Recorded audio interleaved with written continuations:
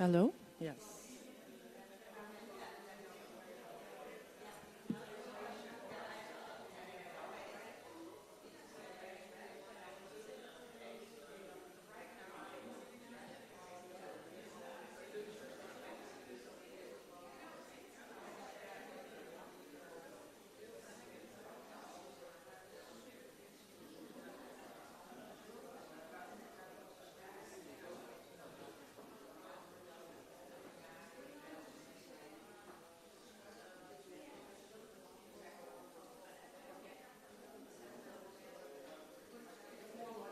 Yes? So I think we're ready to start.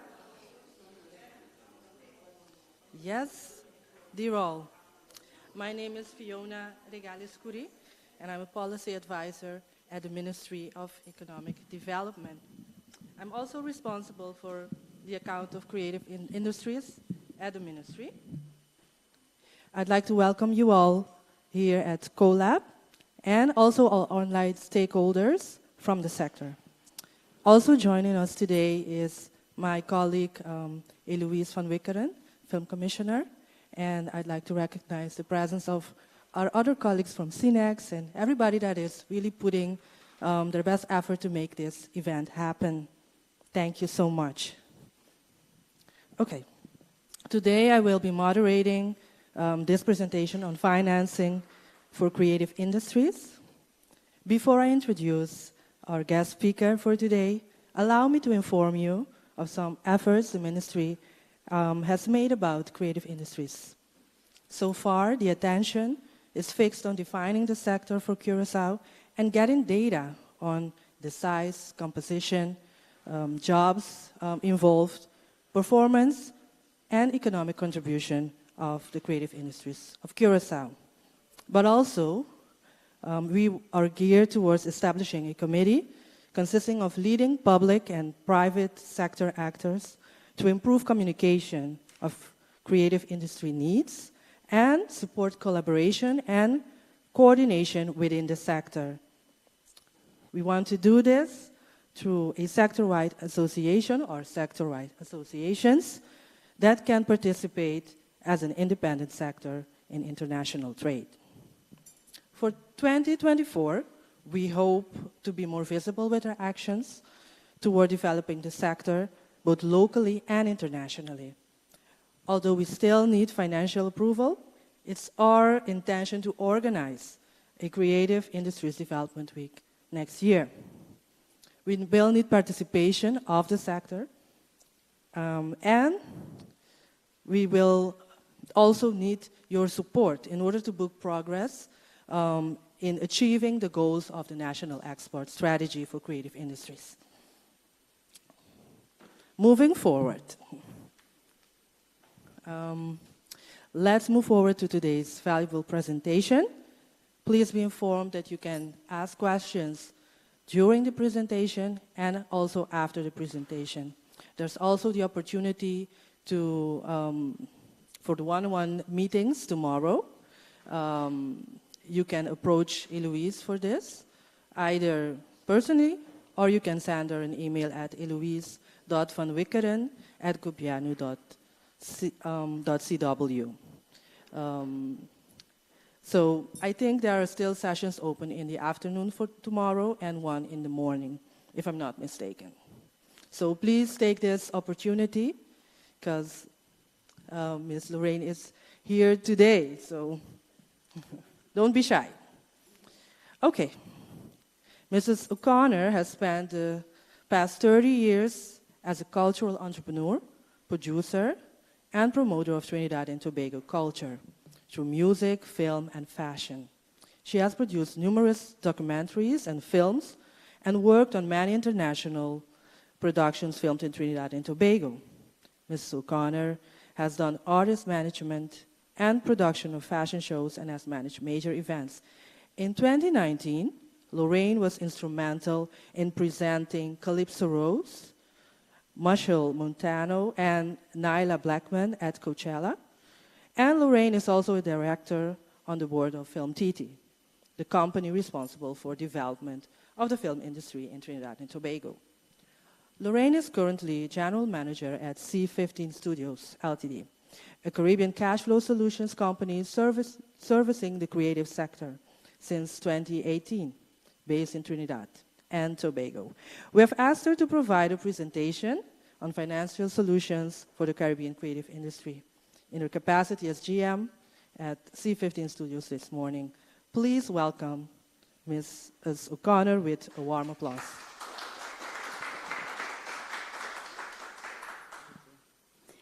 Good morning. Thank you so much for inviting me to this beautiful island.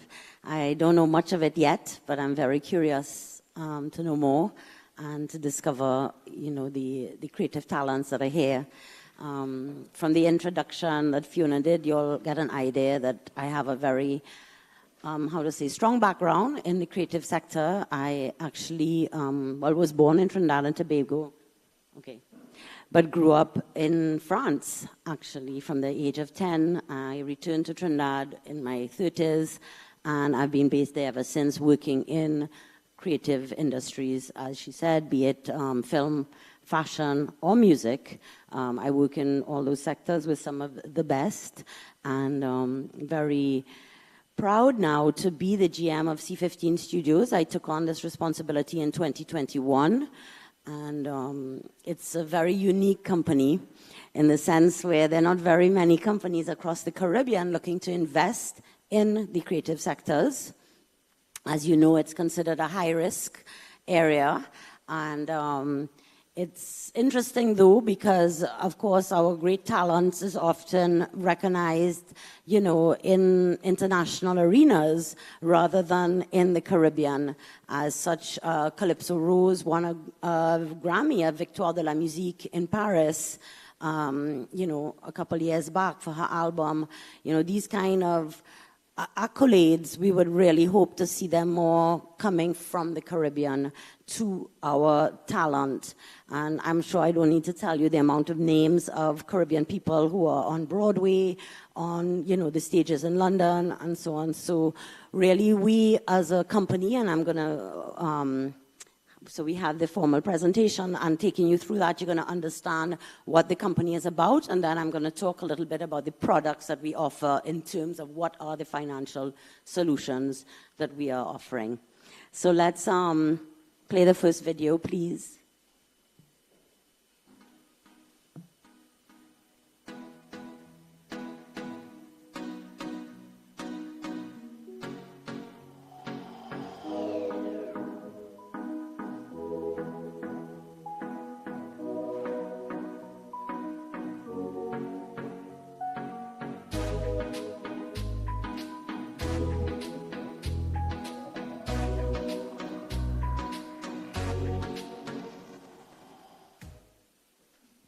So that's just a little intro. So we're going to straight into the company profile. Let's go on to the next slide.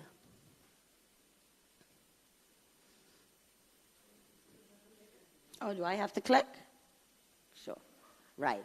So this is what differentiates us a lot from, many, first of all, there are no companies like ours. And second, we are not focusing just on one sector in the creative industries. We actually, so the C15, 15 stands for 15 creative sectors that we've identified. And we'll run down them more in detail, but I just want to talk you through them here. As you can see, we start with animation, and we go all the way to wellness, including literature, dance, carnival, beauty, hospitality, events, of course, film, fashion, technology, which I know is very big here in Curaçao. So all of these sectors are sectors that we are focusing on. And I just realized, sorry for that, because I had to change this is on the PowerPoint. But anyway, visual arts. So I know you all have a very strong visual art culture here as well. So, these are definitely areas that we are looking at and want to develop more.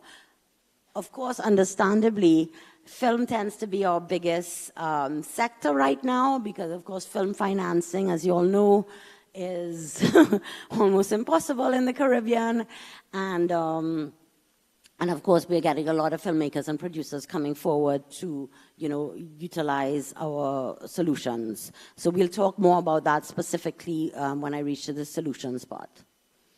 We have recently added the sector sports, because we do feel often in the Caribbean, they group culture and sports together. So we think it's really important because, again, as you know, our athletes, win gold medals in spite of, but often have to go and train in the US or outside of the Caribbean. So again, it's looking to see how we can assist, some of the areas we're looking at, sponsorship deals, ticket sales, because when I explained to you what one of our products are, which is factoring, these are things that could qualify under the factoring. And of course, also looking to invest in players and athletes.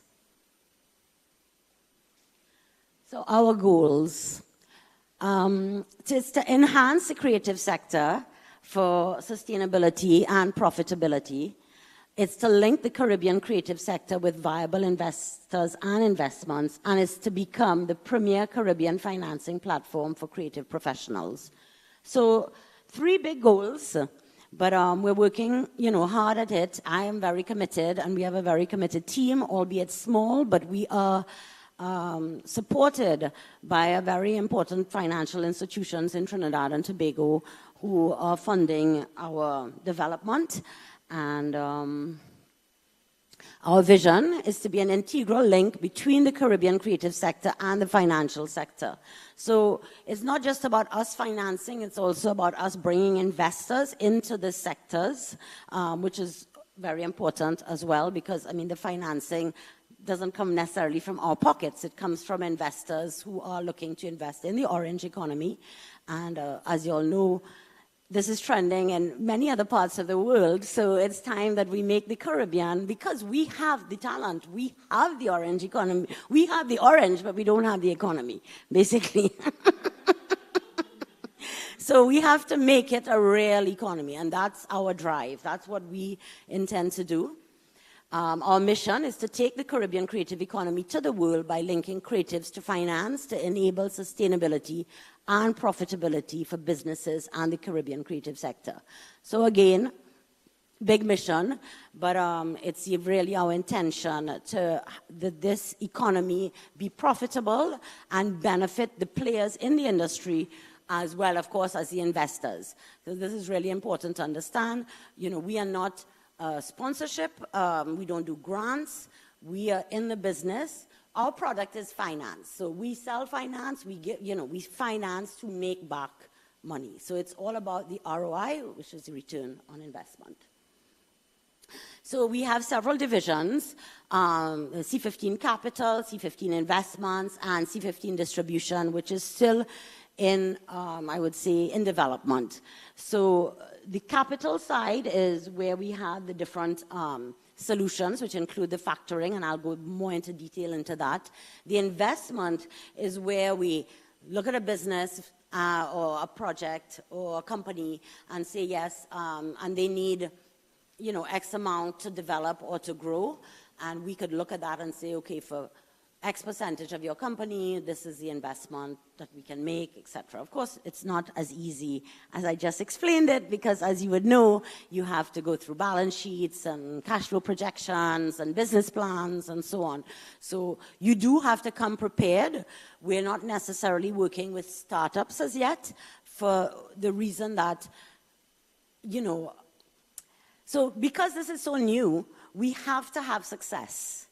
We have to have success, and startups will take longer to have success at this stage. So we will come to the startups in the future, but right now it's really important to prove ourselves that we have a successful model, be it in film, whatever sector it is, it doesn't matter. I just want in one sector that we have success, so then we can go out there and be a lot more pushy, I would say, in our demands and our development. And then, the distribution sector, of course, we cannot have a product and expect to make money on it if it's sitting on a shelf in your room or in your house, or painting on your wall, or a book just in the computer. You know, you have to get it out there. So distribution and marketing is key to this, and it cannot be left out, but it is something that we are still working on, the model and how we see that happening, right? If you all do have questions, because it's supposed to be an interactive session, of course, if you all do have questions, you can just raise your hand and we'll take it. So C15 Capital. So basically, we extend cash flow solutions to all creative sectors, which is discounting of prime receivables. So I'm sure, are you all familiar with factoring or, you know, purchasing of invoices? Anybody not familiar with this model? Okay, because I'll explain it more in detail. I have a whole slide on that. So we provide film financing, insurance, bonding, and other financial services for local, regional, and international film and television productions. We offer attractive risk-adjusted profits to investors with unique profiles for each investment. And of course, it allows risk-mitigated exposure to the creative sector. So why we like this prime receivable, this factoring model, is because it gives us an understanding of the business that you're running first, before the investment stage. So let's use an example to make it clear. So for example, so you have a fashion line, and Macy's, for example, wants to place an order, but you don't have the finance. So Macy's places the order. You don't have the financing in place to manufacture everything. You can come to us and we will advance the money against that confirmed order. It has, of course, to be a confirmed order with signature, etc. So we would advance a percentage of that amount, and that, of course, will help you manufacture the goods and then deliver to Macy's. And of course, when Macy's pays, then you have to refund us our money. So this explains the Accelerate, but as I'm going to explain it more in detail in the Accelerate slide, I'm going to just jump on this one for a minute.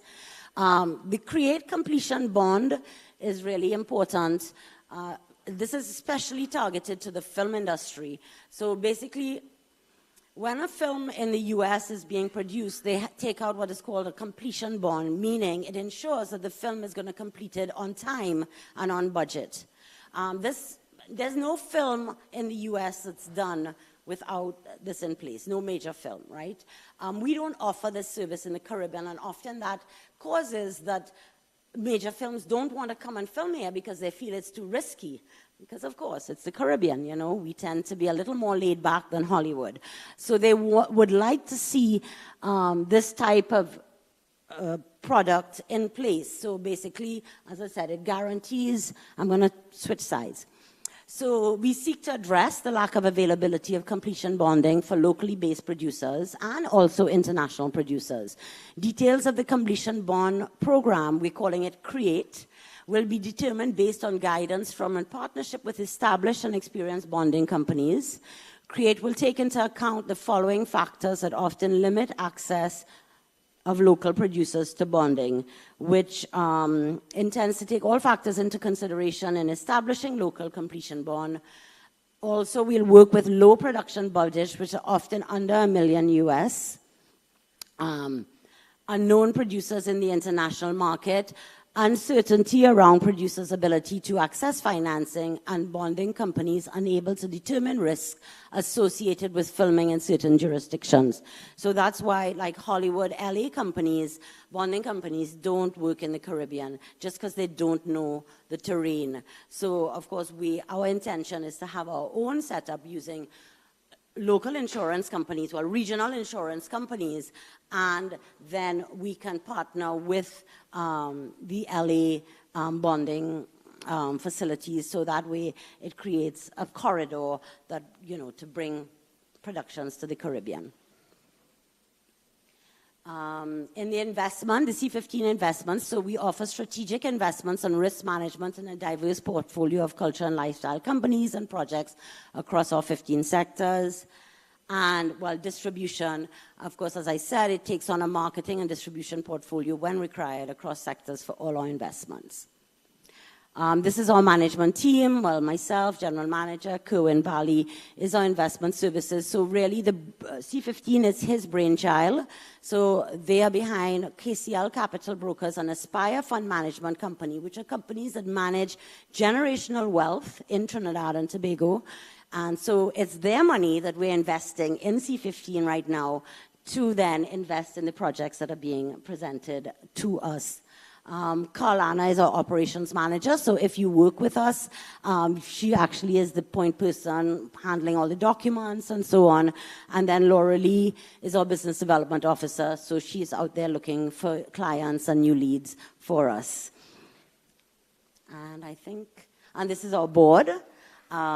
So just so you know, we have, you can take a look, Mr. Tiwari, Jody Boudou. So what's interesting with the board is that it's from across the region. So we have Trinidad and Tobago, we have St. Lucia, we have Jamaica, and we have DR, because we have Tiana Mora. And actually, she's the one who instigated me to be here. So thank you for that. Okay, we have the solution. So let's, but before I move on to the next little thing, do you all have any questions? Everything is clear? You want to ask me anything? And as Fiona mentioned, yes, I am doing some one-on-ones tomorrow. So that would be like if you had a specific pitch or, you know, even questions about what you're developing, and you can check in with Eloise for the times. Yes?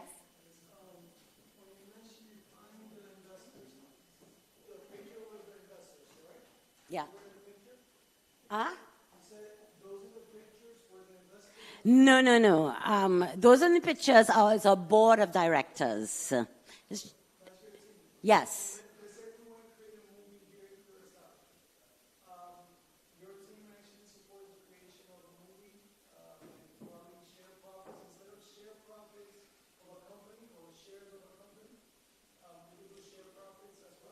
We can look at it.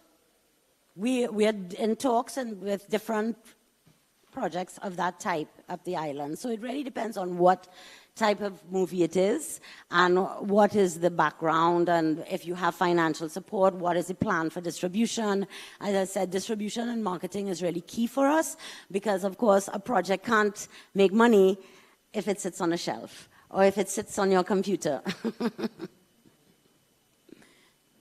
Anybody else? So this little video that we're going to show is actually explaining the 15 sectors. It's short, it's just 2 minutes, but I think our social media manager put it together, and I was very impressed. I didn't put music to it.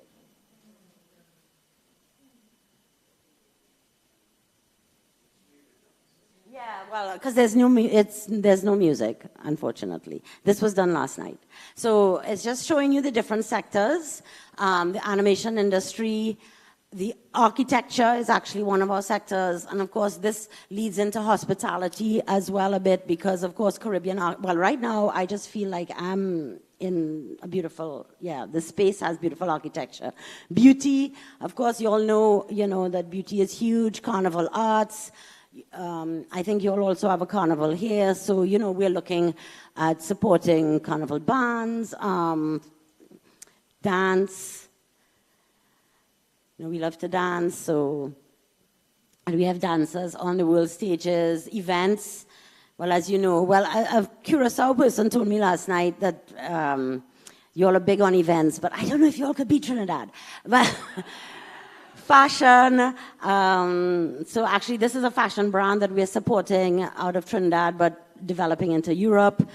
Film, of course, very big, as I said, is one of our biggest sectors.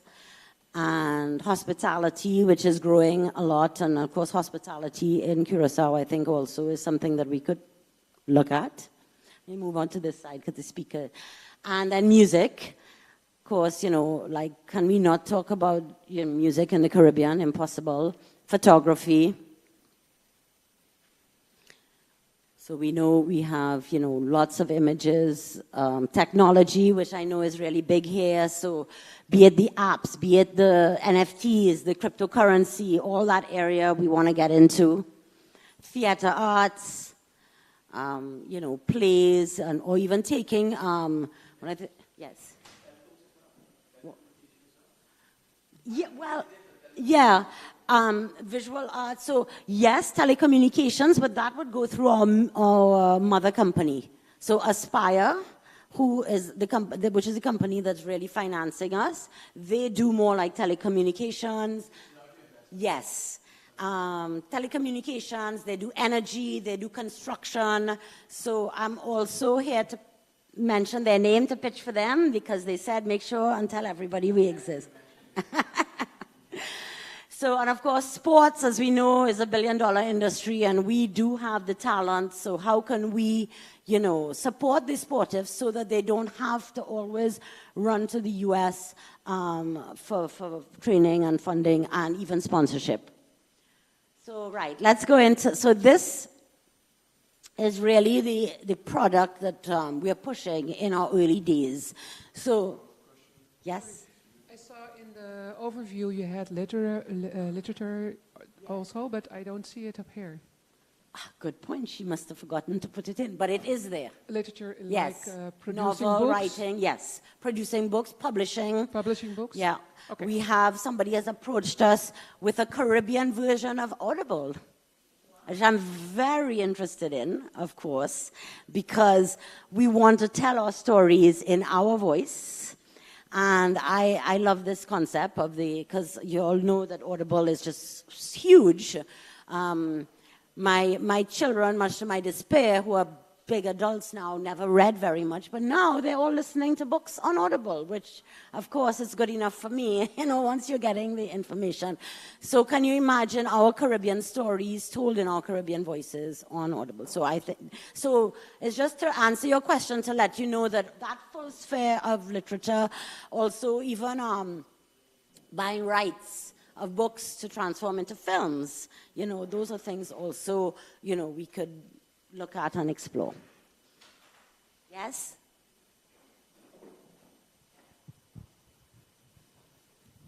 I actually have a question coming from Facebook, YouTube, from our live stream. Mm-hmm. Lily Ann is asking, how long would you think it will take before C15 will be able to finance startups as well? Well, I don't know. I can't answer the question directly. Once we have success, so let's I was about to say, we put ourselves through this scenario. Crawl, walk, run, right? So we started by crawling. Now we're walking, we're still holding our parents' hand. When we let go our parents' hand and we start to run, then we can do startups, right? Thank you. Thank you. All right, so accelerate. So this is accelerate your cash flow. Basically, this is one of our main products. It's been very successful in Trinidad, Barbados, trying to think where else in the Caribbean we've done it, and Jamaica. So basically what it is, it's the principle of factoring. So it's basically advancing money against a confirmed commitment. So that could be a sponsorship agreement, for example. That could be, in film, in Trinidad, we have the rebate, meaning they give you a cash rebate of X amount, 35% for the money spent locally. So we can advance that money against the rebate. So once you have that commitment, as I said, with a signature on it, we can look at it and advance the money. And we call it Accelerate. So it's a customized program. Why is it a customized program? Because we really look at each individual case. A lot of people come to me and say, well, what is the, like what is the standard? What is the highest? What is the lowest? We look at every case, every person, every business individually and see what is best suited for them, for their needs. And always we look at the goal is the big picture. Can this be, can this make money, basically? Can this be distributed? Can this be sold? So it allows you to have improved cash flow, so release money tied up in unpaid invoices and boost your cash flow. It gives you flexibility, so your funding line increases at the same rate as your turnover, meaning that you don't need to renegotiate terms. It saves you time because it relieves your business of the burden of credit control and allows you to concentrate on your core business. In terms of bargaining power, it can help you to negotiate better terms with your suppliers because, of course, you can pay them sooner. And faster growth, grow your business at a much faster rate due to the flexible funding line. And of course, benefit from our first-rate client service. As you can tell, we are small, as you know, we like this word, boutique company. So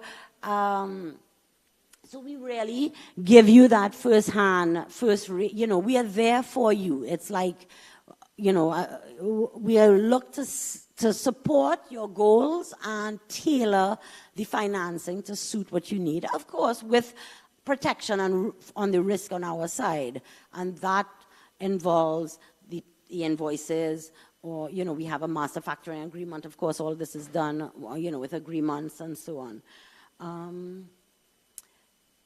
So this is basically, right, it's supposed to be not a customized program that allows you to, it should be the steps to accelerate. Oh yes, here, steps to accelerate. Okay, so this is how you go about it. You submit the onboarding documents to C15, which usually is a client information form and an NDA, and then you send the supporting documents for specific receivables transaction, which could include an approved invoice or a fully signed sponsorship agreement. So again, I want to use an example. A performing artist gets a sponsorship from a big rum company, but they pay, you know, say it's $200,000, but they're going to pay you in 3 times over the year. But you need that money right away because you have to prepare for Carnival in Trinidad and do music videos and so on. So with the invoice, we will advance you up to 80% of that amount up front. So you pay us back when you get the money from your client. C15 does their due diligence and sends transaction documents to the obligor company. C15 gives you a percentage of the invoice value. The rate and how long it takes to receive funds vary depending on the business, the invoice amount, or the finance provider. Upon maturity of transaction, either obligor or company collects payment, or C15 can collect payment. We would prefer the payment to come straight from the client, or rather than, well, the obligor, if you want. So let me explain. Usually when you do this in factoring, the person who pays us back would be the person who is buying the goods or the sponsorship, not the middle, not you, right, the client. But because, again, in the Caribbean, people are not familiar with this system, sometimes, I'm going to use the rum company again, or a Digicel. Digicel, you have to be an approved vendor with them. So for us now to come along and say, oh, we want to be an approved vendor because we are financing your other vendor, it becomes a little convoluted. So what we have done is that we are taking the payment from our client and not from their client. But technically, we would like to get to that stage. Once the payment is received by C15, the holdback is issued to the obligor company, less than any interest charges and service fees. Yes, so there is a small holdback.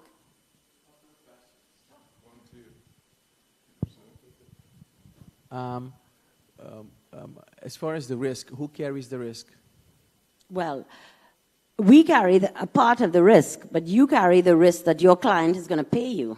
Because if your client doesn't pay you, then you become liable. Yeah. So my question is, but if you do factoring, though, and you're collecting, then who assumes the risk under that circumstance? Because that would change. That would change title, right? Yeah. Then who assumes risk in the case that you're collecting directly from the... Well, then we would assume that risk. Because exactly. you have the title. Yes. Exactly. Yeah. So legally, so... Yeah. But we haven't been able to actually do that as yet in all that we've done because... I think that structure is much nicer because if you believe in a project and you're willing to invest in it, then assume that the financing arm should assume part of the risk. Most of the time, financial arms don't assume the risk. But it's nice because you're doing a partnership here. Huh? Yeah. That's what it's not just financing. No.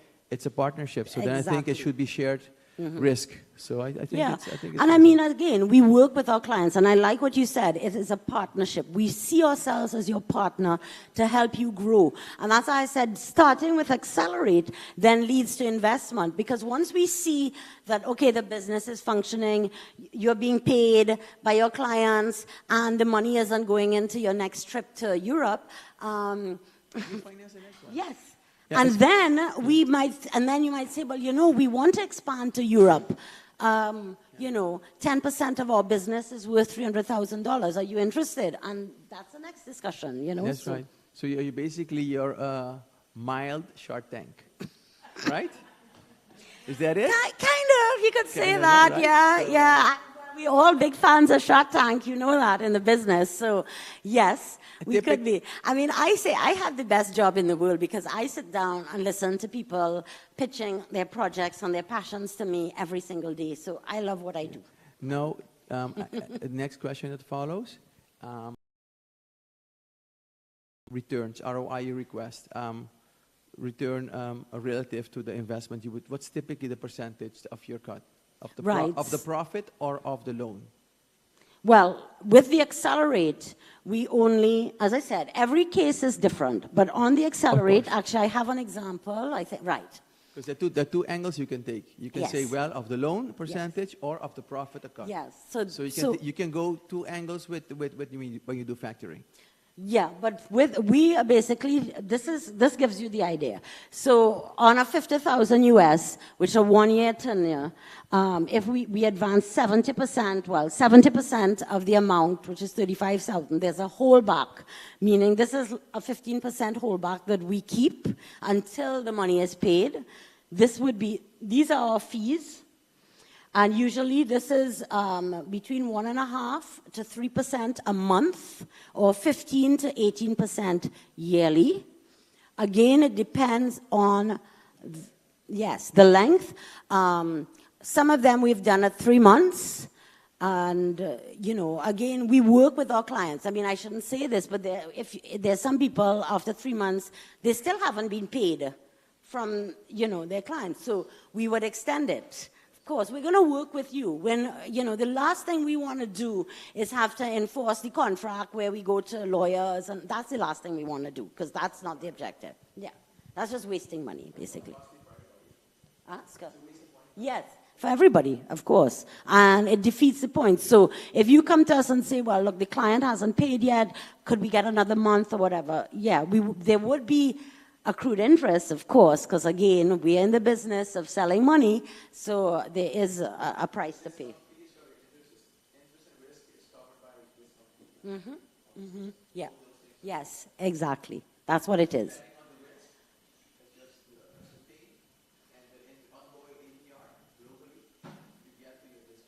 Yep. Well, this system is put together by, so as I said, the mother company, Aspire KCL, they do this with government projects in construction in much, much bigger amounts. I mean, we're talking like 50, you know, 5, 10, $15 million. Of course, in the creative sectors, as I said earlier, we want to have success. So we're not going to start with big amounts just because we want to really help the company grow and take it to that next level where we could then think of, oh, well, maybe it's worth putting, you know, investing in this company.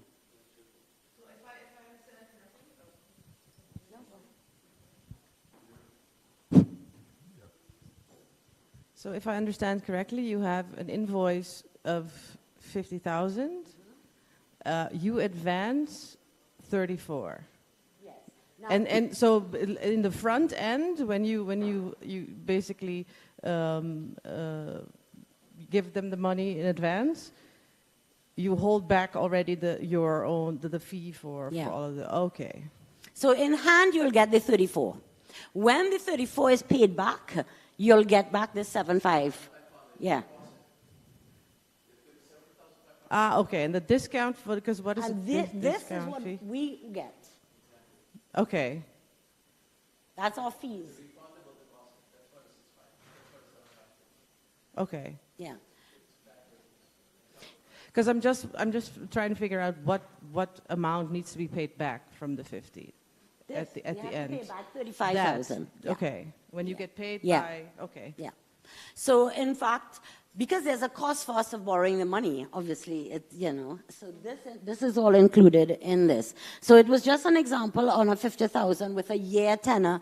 As the gentleman said, we actually tend to do shorter, 3, 4, 5 months. A year is actually more in the film industry because with the rebate program, they usually take at least a year to pay back. Yeah. What you get as organization is the discount fee, processing fee, and monitoring fee. C15 takes this, but basically you on 50,000, 34 plus 7.5, that's, so it's 41, about 41,000 is what you're going to get on your 50,000, right?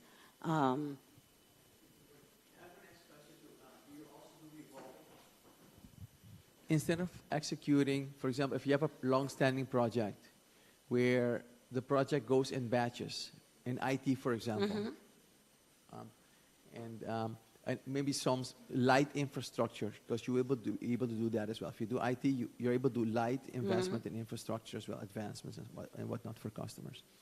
And you have a revolving project. Let's say every month there's a batch installed, and you have a revolving. So the customer pays you, and then it revolves again. We love that. I know that. I know you love that. But it lowers your risk substantially. So by the third revolve, you know it's a clock for you.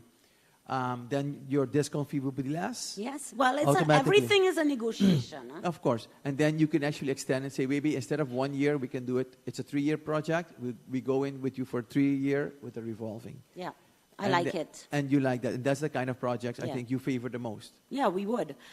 Currently, so an event promoter out of Miami who does events across the Caribbean and in Miami, they came to us.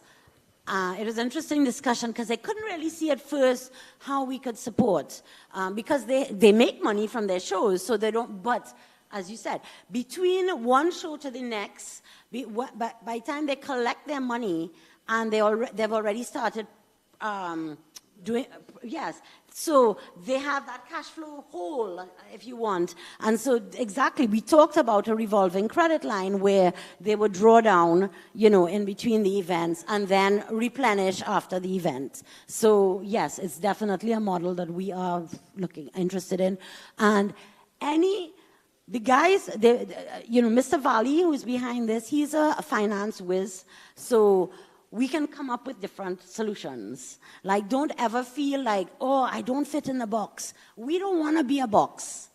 We are a bowl. So there's no, right? Yes.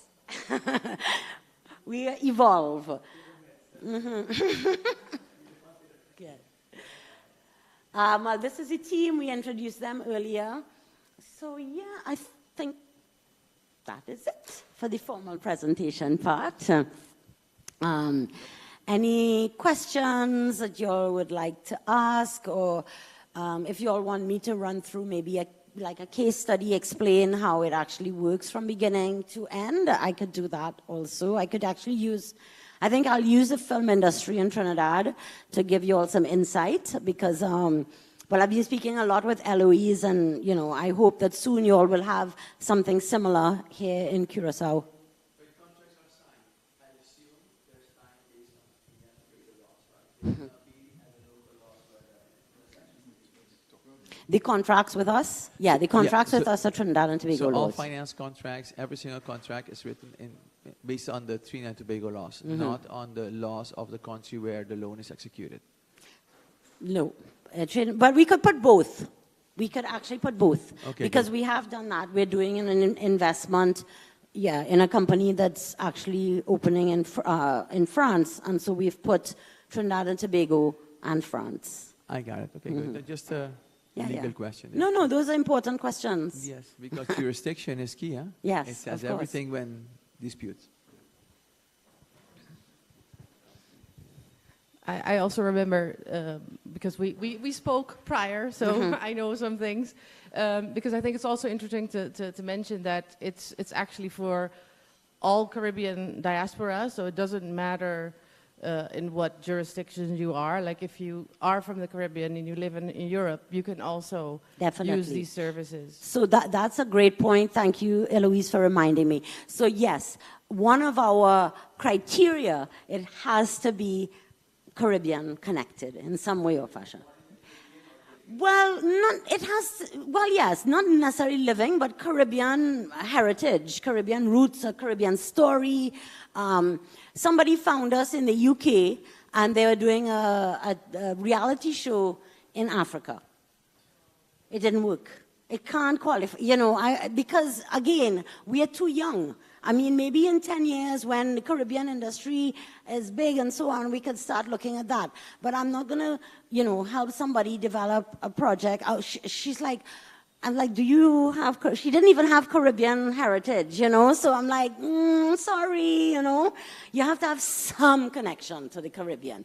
Be it through birth, be it through your family, be it that the project is Caribbean, I mean, you have foreigners who come and do projects here and employ Caribbean people. Yes, that would qualify. One next question is the region, because the Caribbean is not just the islands, huh?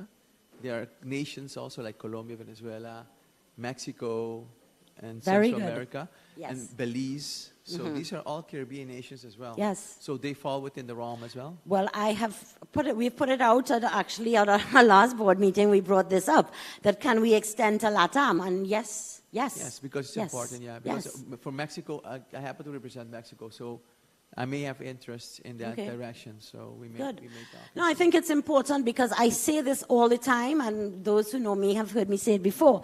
Like, we always look...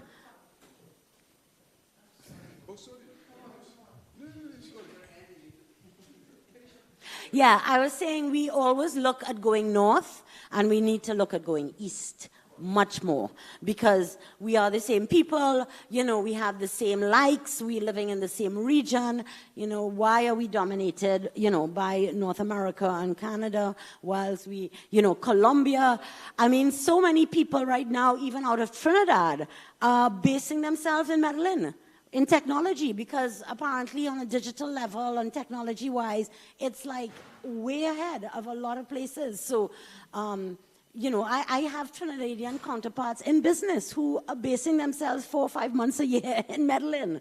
I mean, it's really interesting to see how it's developing, and I do think Latin America has a great role to play in, music, film. I mean, think about it. If we get a song, if we do a reggaeton, a soca and a reggaeton, it's like, woof.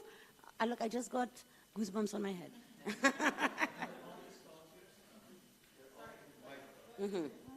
Come, they say you're talking too much.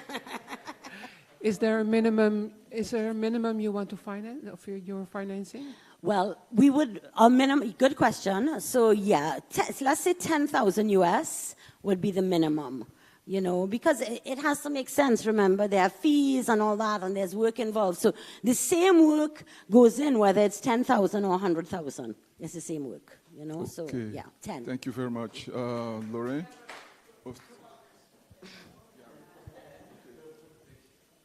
Yeah, I just want to say that if there is any creative person here that have a potential project, it is worth approaching C15, even if it's just to discuss the feasibility of it.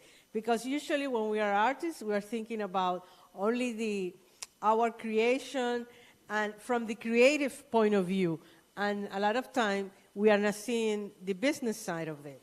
So by having a discussion and getting the questions and trying to answer those type of questions, it guides you to what are the things that you need to think about if you are earning money with your creation. So I think even it's worth, if you have a project, if you are already creating things here in Curaçao, and you think it's something that you can scale, then it is interesting to approach C15, to talk, to have a discussion with Lorraine and her team, because it will guide you in a way. And one of the things that we lack across the region is advice on the business side of the creative industries. So in a way, I'm not saying flood Lorraine just for questions, but if you think what you have could potentially, and when we create something, we want to see it, all over the world, and with technology we can.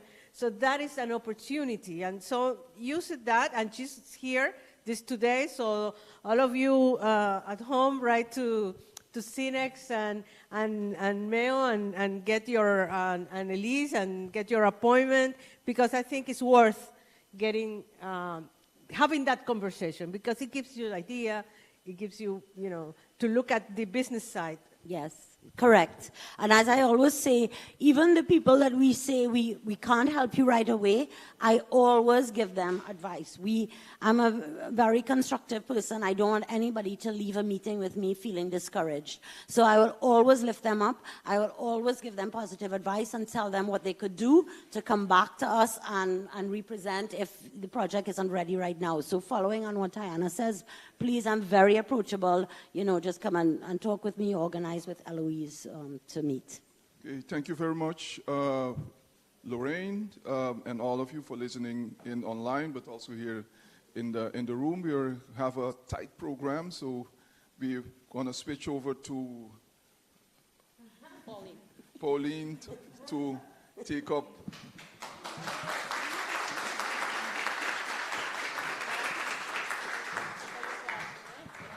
Okay, we're following you in the next program, and Pauline, the floor is yours. Thank you very much. Good morning, everyone. My name is Pauline, like you heard, and I'll be your moderator this day, this morning and this afternoon. I want to welcome you all and welcome all the people following us from home or from their offices, because this is a hybrid event. So let's have a wonderful day. What do you guys say? Yes? I would like to ask for another round of applause for Miss Lorraine. It was a wonderful presentation. And as you can all see, there were many questions, very spirited conversations. And as I understand, tomorrow she will be taking some one-on-ones. So everyone, if you're in the creative industry, please contact her, and you never know, do your pitch. This is what we are here for, to create, to grow, and to export, because this is the Curaçao Export Week. Okay, we have a tight schedule, like we said earlier, and we have a next presentation, which will be assessing your export potential. And this presentation will be given by Miss Nelida Catalina, which is a business expert coach at Prof Pro. I will be introducing you to her bio now. Mrs. Nelida Catalina is a certified professional coach with a passion for business, with a wealth of experience in export strategies. With over 20 years of experience in international markets, she has honed her skills as a leader, crafting successful export strategies that drive results. Her expertise lies in helping businesses identify opportunities in global markets, navigate the complexities of international trade, and develop strategies to expand their reach and increase profitability. Let's welcome with a warm applause Ms. Nelida Catalina. Thank you very much, Pauline. Good morning. As she nicely introduced me, my name is Nelida Catalina, and it's a pleasure to be here. I just want to understand, this is the one moving up? Is it the green part? The green one. The green one, right? Okay, thank you very much for having me, and I am so glad to be part of the Curaçao Export Week, and I'm so happy that Ms. Connor talked about the possibility that has been created for us in the Caribbean. It is one of the biggest challenges I see with the Caribbean people, and next week I will be in Trinidad and we'll be talking about this also.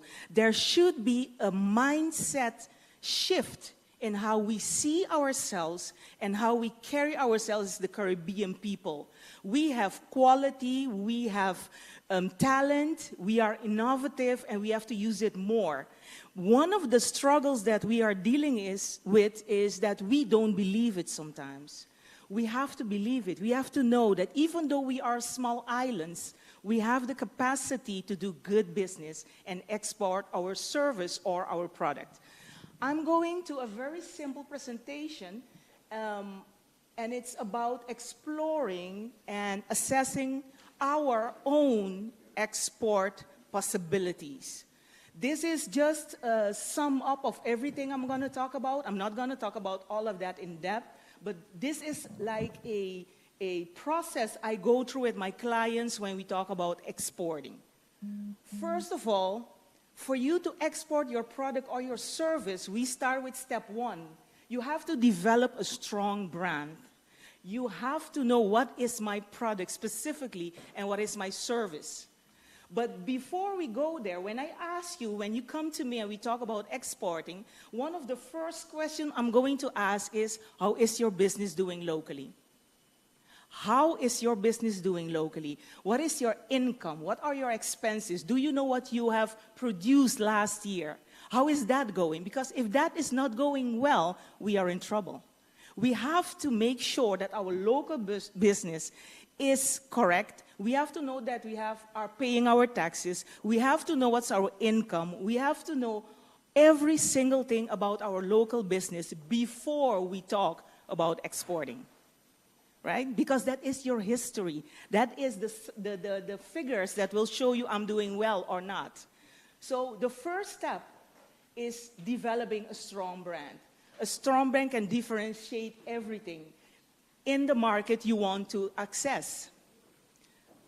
Right? So we start with developing a strong brand. My question to you is, what is your product? What is your service? How did you do it until now? Does it comply with the local laws? Are you still growing? All of that need to be in place before we start talking about you exporting your service or product. And I want to tell you a short story. When I started my company, I made a decision that 80% of my clients going to be abroad. I made that decision that 80% of my income will be of international clients. It's a decision I made. So when I did that, when I registered my company and made that decision, everything in me, every action leads to that same outcome. I have worked for a Swiss company for 28 years, being responsible for Central America and the Caribbean, training them, traveling them. I've trained people from Greece to China. But with that connection, now we're talking network. With those connections, I have built right now a clientele that will call me from afar. They don't know where they're from. I'm like, who are you? Where did you hear my name? And they select from that person. So network is also very important. Developing a strong brand, knowing what your product is, differentiating yourself, and be specific about what is your target market and what do you want to achieve. Step one. Step two, who is your ideal buyer persona? Who are your potential clients? I have clients, when I ask them about that, they tell me everybody. It's not everybody. Let's be clear about this. Not everybody is your client. You have to be specific. You have to define it. Is it a woman? Is it women? Is it a man? Is it between 10 and 15? Is it between 30 and 35? Is it between 30 and 60? What is your client? Who is your ideal buyer persona? Because if you don't know who your buyer persona is, your whole plan, your marketing plan, your goals, everything will be all over the place. Because not everybody is your client. You need to define that, right? Because once you define it, and I'm going to give you another example, if you're selling a product for children, it's a toy, you have design, innovative product, and it's for children, who is your buyer persona? Can somebody tell me? The parents. It's not the child. It's the parents. Parents with what? Enough money to buy your product that is $50 per piece. So who is your buyer persona, your ideal, a mother or a father, which salary limits? Where do you find them? In which area? If it is a hair product, we have curly hair. Can I go to a blonde part of Germany and try to sell my curly hair product? No. So your product is not for everybody. Be specific. That's the next step that I go through with my clients. There are also cultural differences, and we're going to talk about that later on. So we look at this. And there has been some debate about this pie. But I don't want to make it a debate. I want you to think about it. This is one of the tools that I use specifically to help my client define who is their ideal buyer persona. Maybe it has to do with a religion. If I'm selling a... No, don't go there. I was about to go somewhere. I'm not doing it. No. You have to look at gender, age, race, religion, family size, income, education level, whether you're looking at products or at services. You have to define it. Is my product family, whatever? Even if it is traveling, it is a family destination, or is it a couple destination? Is it a destination where I don't want any children? We want an area where no children are there, so they can have this relaxed retreat. So you have to make a decision on who is my target group. You have to look at ethnicity, areas in which, for example, I have clients that want to enter the USA market. But you still have to make a decision. If you say USA, it's all over the place. You know how big USA is. But then I ask them specifically, what do you want to achieve? Specifically, who do you want to target? Why do you, there's a why also. Why do you want to target it? I had a client who told me there are a lot of people living there. That's not enough. That's not enough. It's a big population, not enough. So when I sit down with clients, it's very interesting because they're like, Nelida, I thought about it, this is what I want. I'm like, we are talking about it, and that's exactly what you do not want, because you're not going to be successful. As an expert coach, I have to point out the clients into the right direction, and sometimes the truth hurts, but if I want them to succeed, we're going to have to go through this pie and discuss specifically what they want and why they want it and how they can be successful, because that's my task. Another step, you need to know which solution you're offering. Which needs does my product or service address? It has to be clear. How does my product or service differentiate itself from existing solutions?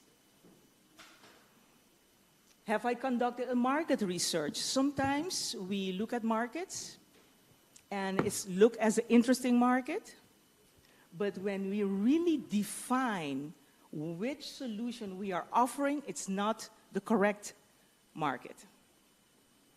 And gladly, I must say, I'm happy to see that my clients are willing to redirect themselves, change their mind, and revisit the country they want to enter. Otherwise, I'm helping a client to fail. I cannot afford that because it's my name as an expert coach. So to make sure that they achieve what they want to achieve and grow and export successfully, we have to make sure they're choosing the correct market. Unique value proposition. It's a well-known thing. It's a promise or a statement that tells the customer what they can expect and how they will benefit from using your product. If you cannot tell me why I should choose your product or why I should choose your service, we are in trouble. If you don't know it, who should know it? So one of the exercises I do with the clients, a very beautiful one, I just put out a blank poster on the wall. And I'm like, tell me why. Why should I choose your product? And we will go through the whole value proposition, customer profile, fill it out, answer the question, and then you will see the client having a clear view on why. My next step, and this is also important, ensure compliance. Make sure, please, your product or service complies with any support regulation and law in the said country. And I can give you example of hair products. Hair products, they work very well in Curaçao. If you make a coconut something, put in your hair grows, sounds nice in my natural hair, until you start exporting it to Holland. On the way to Holland, is it in a plane? Is it in a container? What will happen to the houdbaarheid,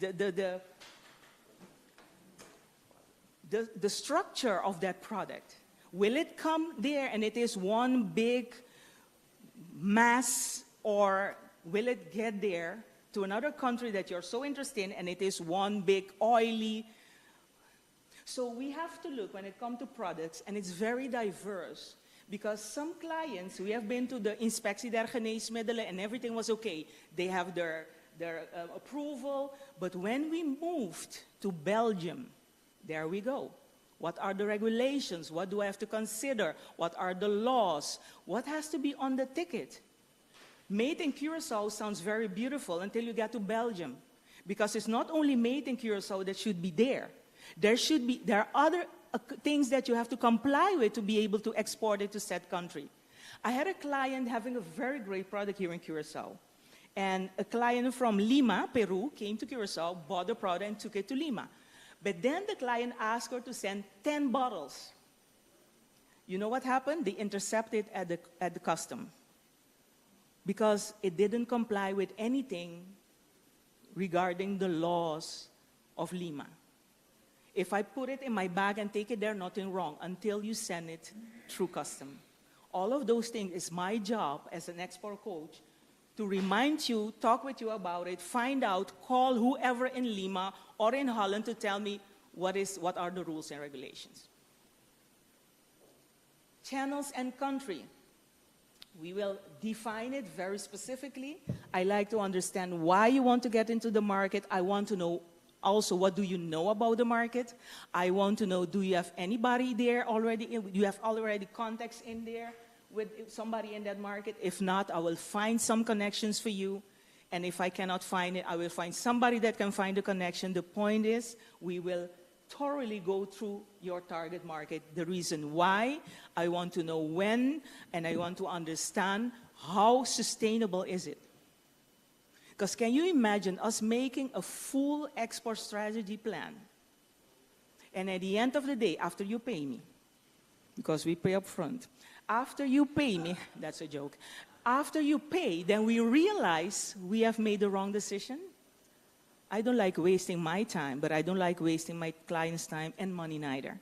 So it's a responsible thing for us to grow thoroughly through this step, which is defining your target market. And of course, channels. Which distribution channel will you using? Is it multi-channel? Is it omni-channel? What type of channel are we using? Do we have to partner up? That's also very interesting, and I will talk about it too. Cost structure. As I said before, even when you come to me for the first time, we will talk about your local business. Because then we have to talk about fixed cost, export cost. And when we talk about fixed cost, people forget the internet, the place they are renting, using at home. They forget the amount of time they have to get into their car to get something. All of that is part of your cost. We underestimate the cost, and there is where we go wrong. I had clients that told me, when I asked them, how's your business doing? Very good, until we look at the figures. When we look at the figures, we realize a part of the cost were not even considered. But why is it so important? For your price. What is the price of your product? And one of the things in the Caribbean that we are very bad in, not only Curaçao, Aruba, and St. Martin, all over the Caribbean, we have friends prices. We have friendly prices. We want people to like us. We want people to say, her price is very good. We want people to say, oh, it's very cheap. Oh, it's nice, and it's not expensive. But we forget that there is a cost attached to everything that you build, make, or produce. And there is another cost we underestimate, the human cost. The fact that I'm going to sit there and use my time to build that beautiful thing that you love so much. As Caribbean, as people, as creative people, I'm very glad that we talk about the creative business today, the creative sector. I have a lot of clients in the creative sector, and that is their biggest problem, not understanding the power of their creativity and the respect and recognition they have to give to themselves for what they're making. Made in Curaçao, made with your own hands, spending time. And we as buyer have to learn to respect that. We as buyer have to realize I can make something in China and get 1,000 pieces here for $2. But that local person that sit down, went into the woods, cut it, polish it, painted it, put their brand on it, all of that is worth something. Since I started my company about 9 to 10 years ago, I made one decision, and until today I'm doing that. I'm not giving any gifts to any of my clients that isn't made in Curaçao. If it is 10 guilders more expensive, I'm going to prepare for that because I want to honor our people that takes time, built their jewels, built their art craft, built their hair products. If I'm giving a gift, it's going to be of one of my local people. We have to learn that, and we have to honor that, wherever island we are coming from. So the price is important because the fixed cost will determine our prices. When we talk about revenue stream, we have to look at our prices. Is it a subsidy? Do we need investors, like Ms. Connor talked about it today? Do we need angel investors? By the way, there is some angel investors that I love very much, and I've shared that with my clients, where you can also pitch and get an angel investor. So that's very interesting. If you're interested, let me know because I have good contact with them. Determine, I said, your price strategy. Research the market, competitor. Think about the best price strategy. I'm not specialized in finances, but I have somebody that will help us. Everything that I don't know, I know somebody that knows. And they will sit down with the client and determine their prices.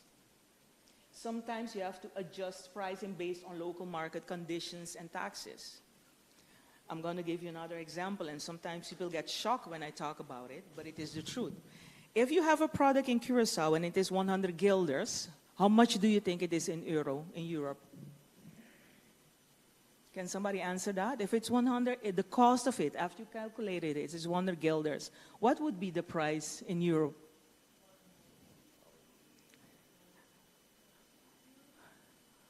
No, 100 euro.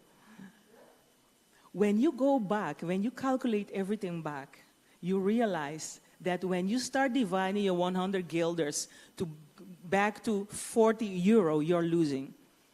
The cost to send it there, the custom services, and everything that is included in it. So don't make that mistakes. Calculate your price. Don't just divide it by 2 and be happy about it, because you're losing again. Unless, and I'm going to talk about, let me see if it's the next one. Sorry, is it also on services? Yes, also on services. I do market research for prices for my clients. And if you go on Google, I do 4 markets, UK, USA, Caribbean, and our own prices.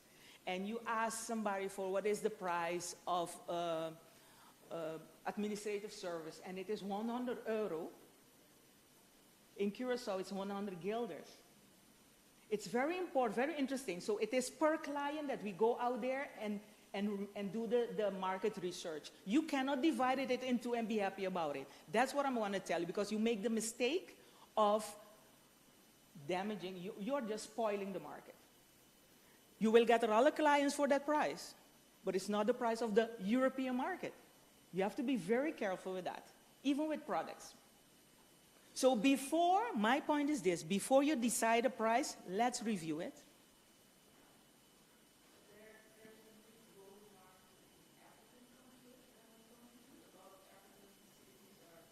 Booming.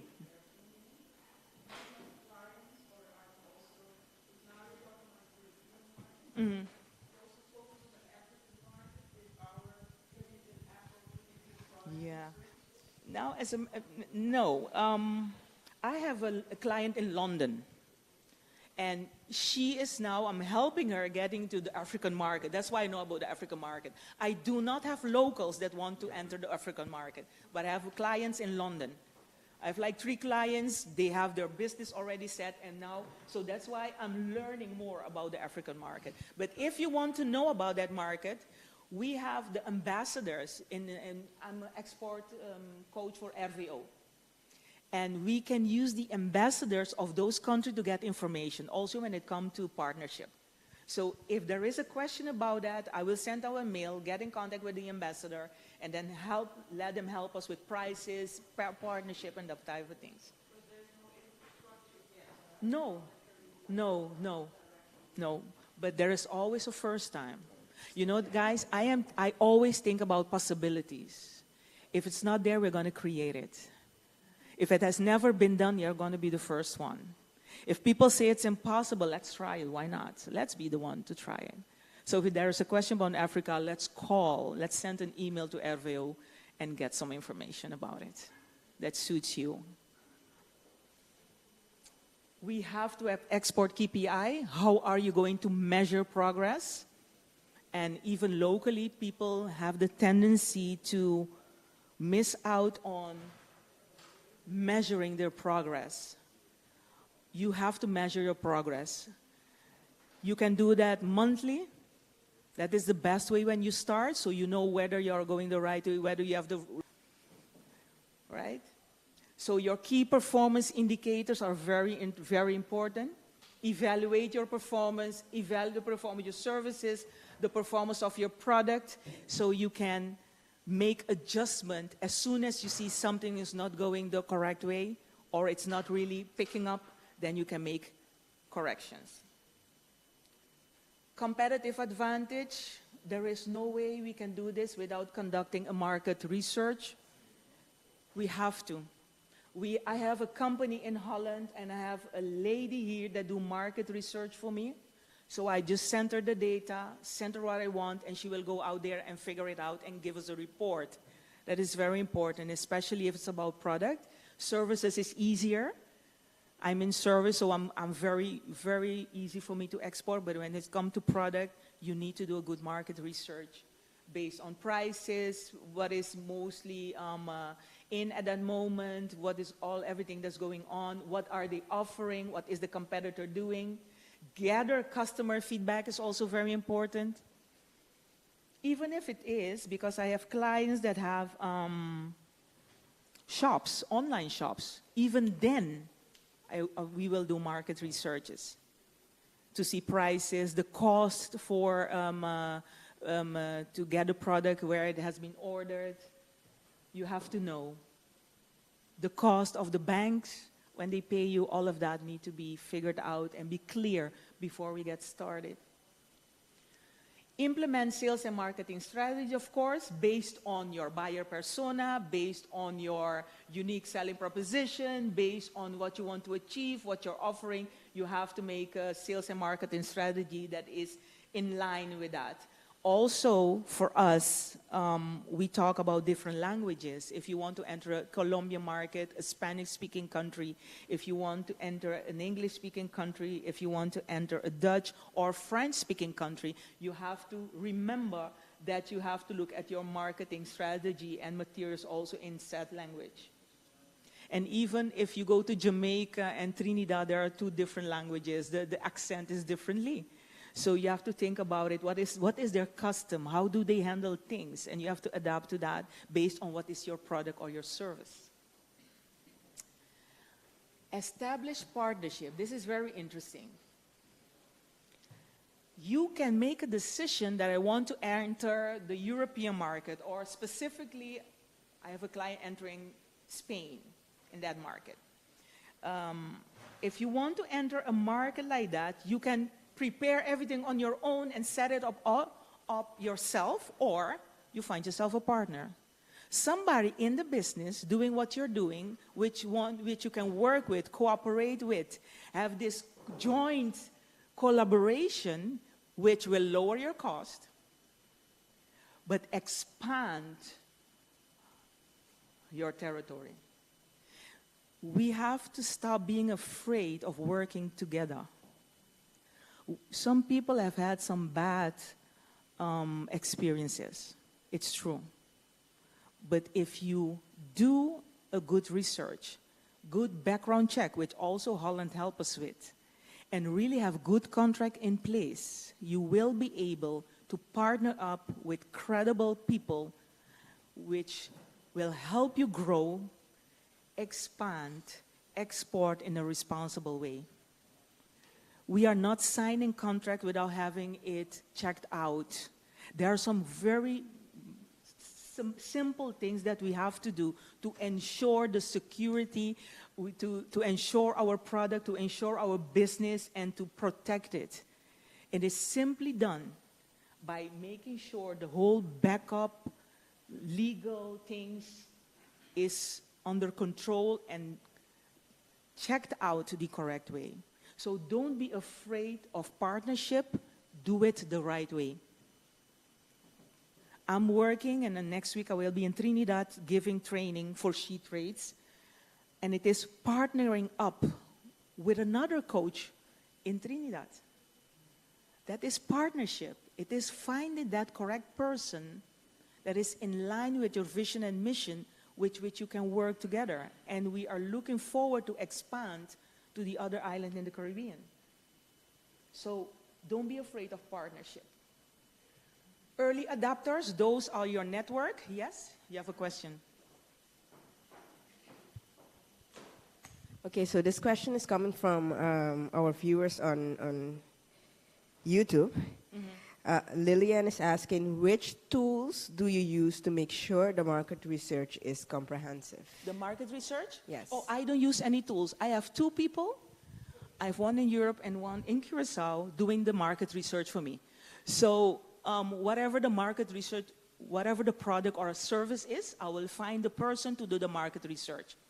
So if the one online is the one doing research, call me, because I want to have as much collaborator as possible to be able to help my clients. Okay, thank you. Early adopters are those individuals, group or customer that will adopt in buying or taking your service as soon as you started, or they have already taken your service in the past, and those are the people that if you have a new product, they are the one who are willing to try it out. So your networking is important, keeping in contact with those people you meet at events like this.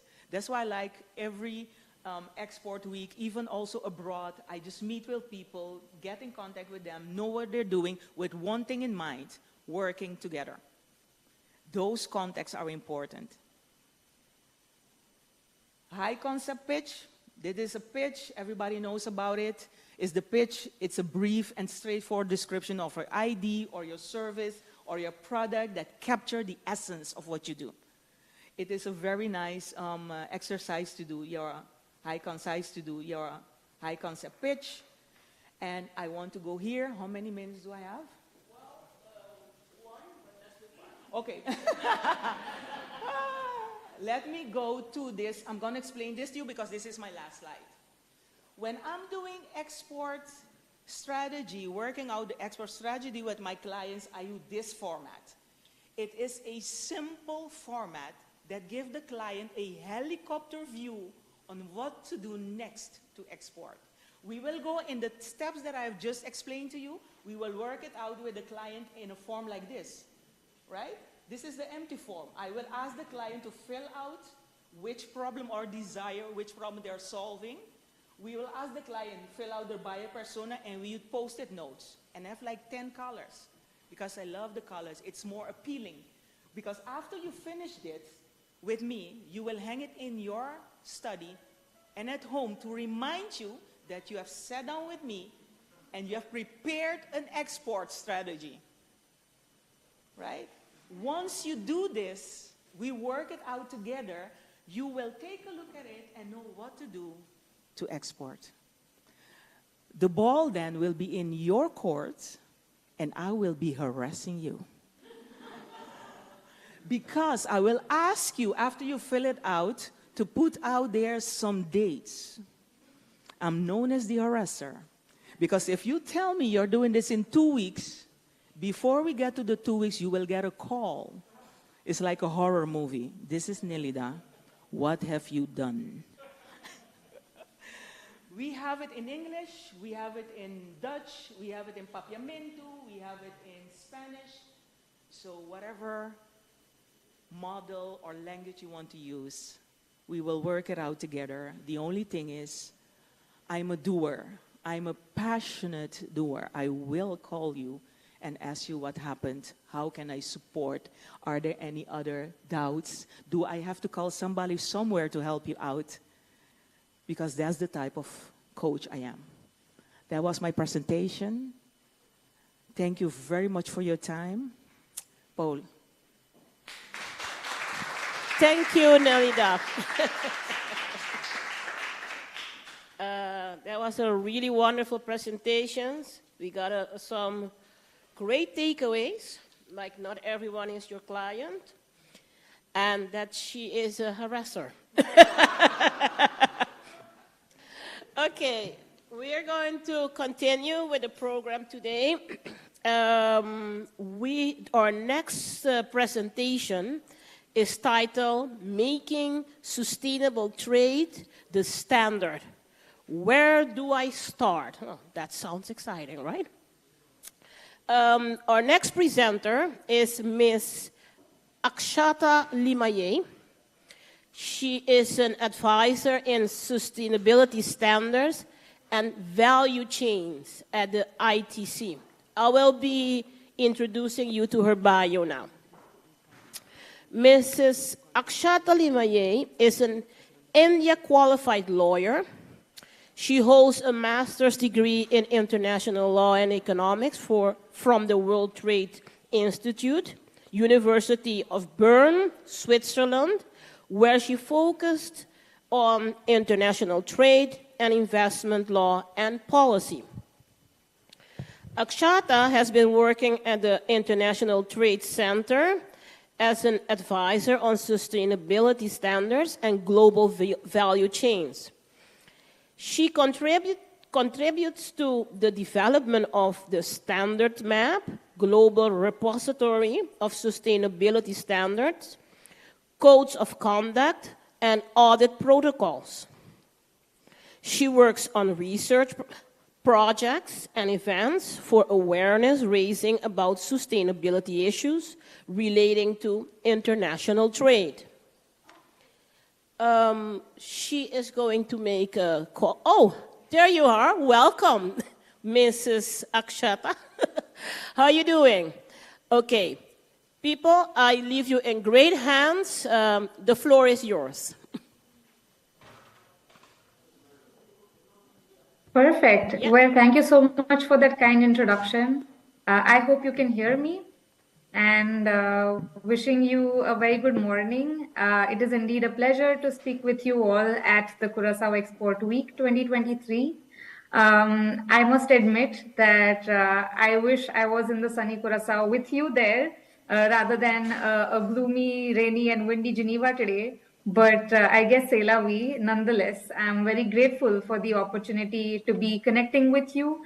Well, we already have had my introduction out of the way, so that's great. Nice to speak with you. I don't know if you can already see my slide deck. If I could get a confirmation in chat, because I'm not sure.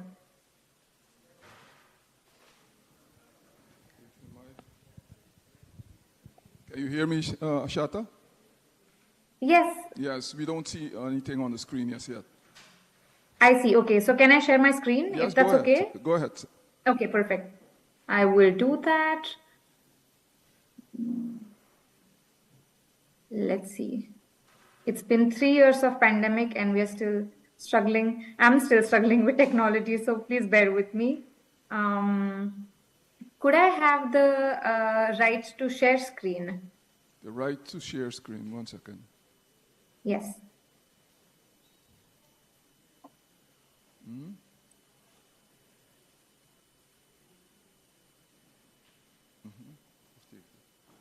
Is this working now? Okay. Okay, let's check. Should be. Yep. You're coming on. Perfect. Go ahead. Great. Thank you so much. So, as mentioned before, I work at the International Trade Center, and I have also been informed that most of you are perhaps already known to our work and you know the organization. But just to give a quick background, we are a joint agency of United Nations and the World Trade Organization, based here in Geneva, and of course working across different value chains and in different countries all around the world. The mission of ITC is to make small businesses stronger, and by supporting small businesses, we want them to be able to compete in the global marketplace, thereby lifting individuals, communities out of poverty and helping achieve like fair, transparent, and inclusive world. So that's a little bit about our mission. And within ITC, I work with the Trade for Sustainable Development program. We are also based here in Geneva. It's a team of very technical expertise in sustainability and sustainability related issues across value chains.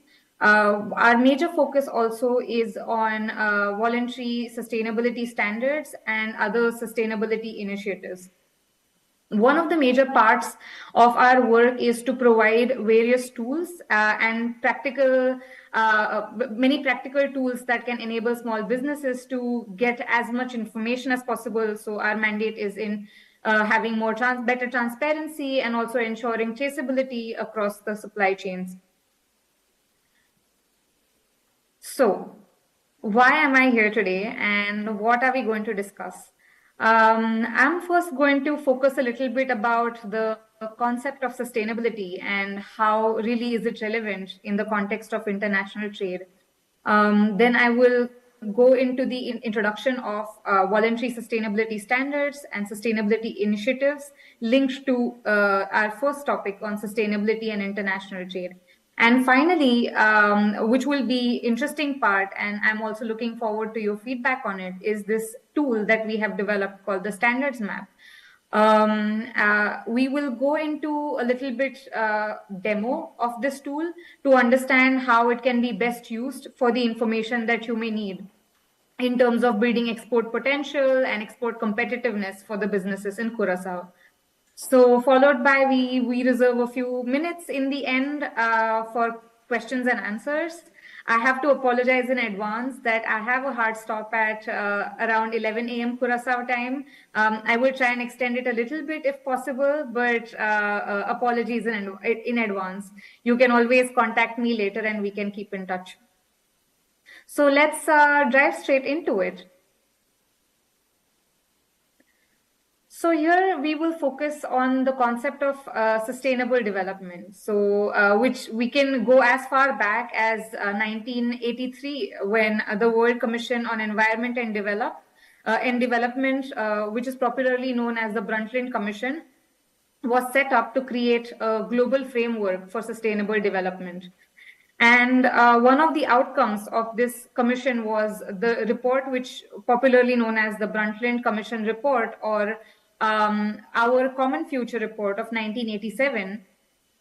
They define sustainability or sustainable development as development which meets the need of our present without compromising on the ability of future generations to meet their needs or their own needs.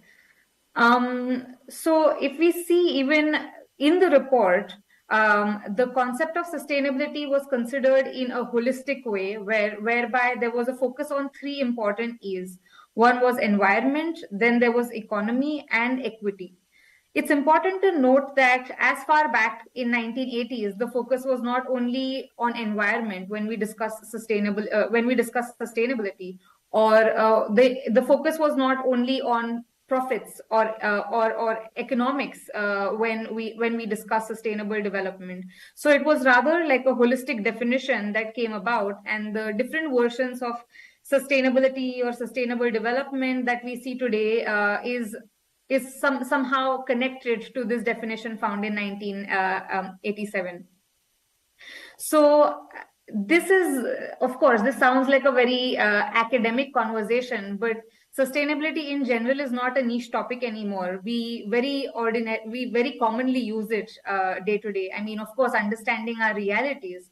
Climate change is something that we cannot shut our eyes to anymore. It has become a conversation in our day-to-day life. And the more sustainability becomes a mainstream topic, also in the context of international trade, it has received a lot of attention from policymakers as well.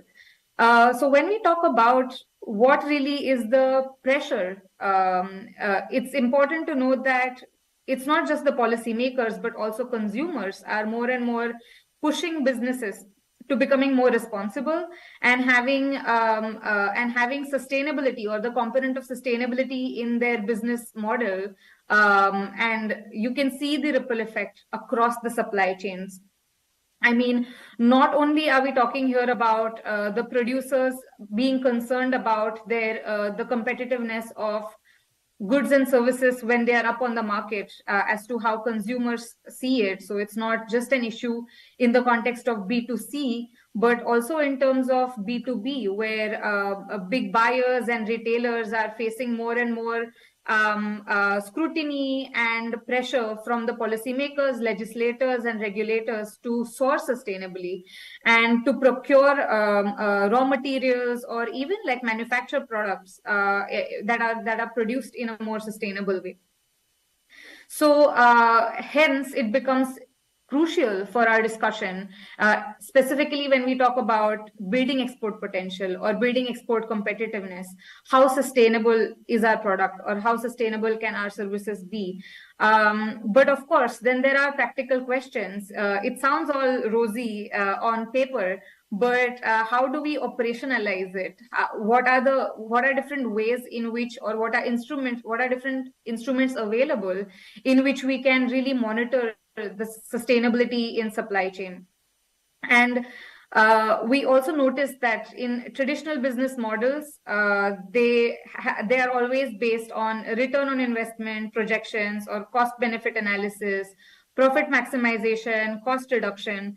But another important dimension that has come about is to really monitor the social and environmental impact that one's or your business could have on people as well as planet.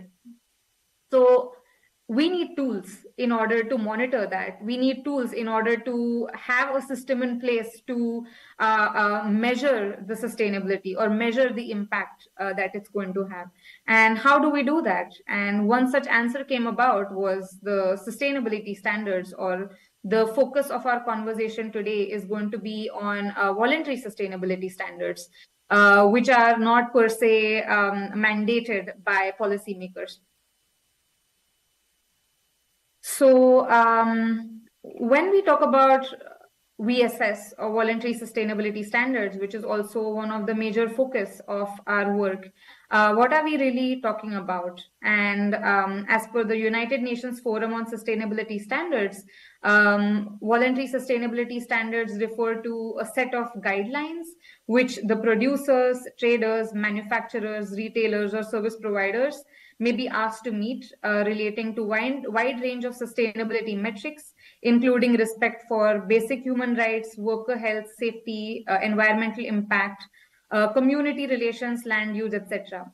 So if we draw from this definition per se, what we see is that there are various actors involved all across supply chains who get impacted by it, or rather who are covered under the scope of voluntary sustainability standards. And the focus then is on various metrics of sustainability. So when we discuss metrics of sustainability, these could be different pillars, as we saw in the definition on sustainable development. It's not only focused on environmental sustainability, which in turn would talk about your soil health, or water efficiency, or the impact it has on biodiversity, etc., but very much also focus on the human element of it, or the people element of it. What are the basic human rights being met? is the business or is the supply chain child labor free, etc.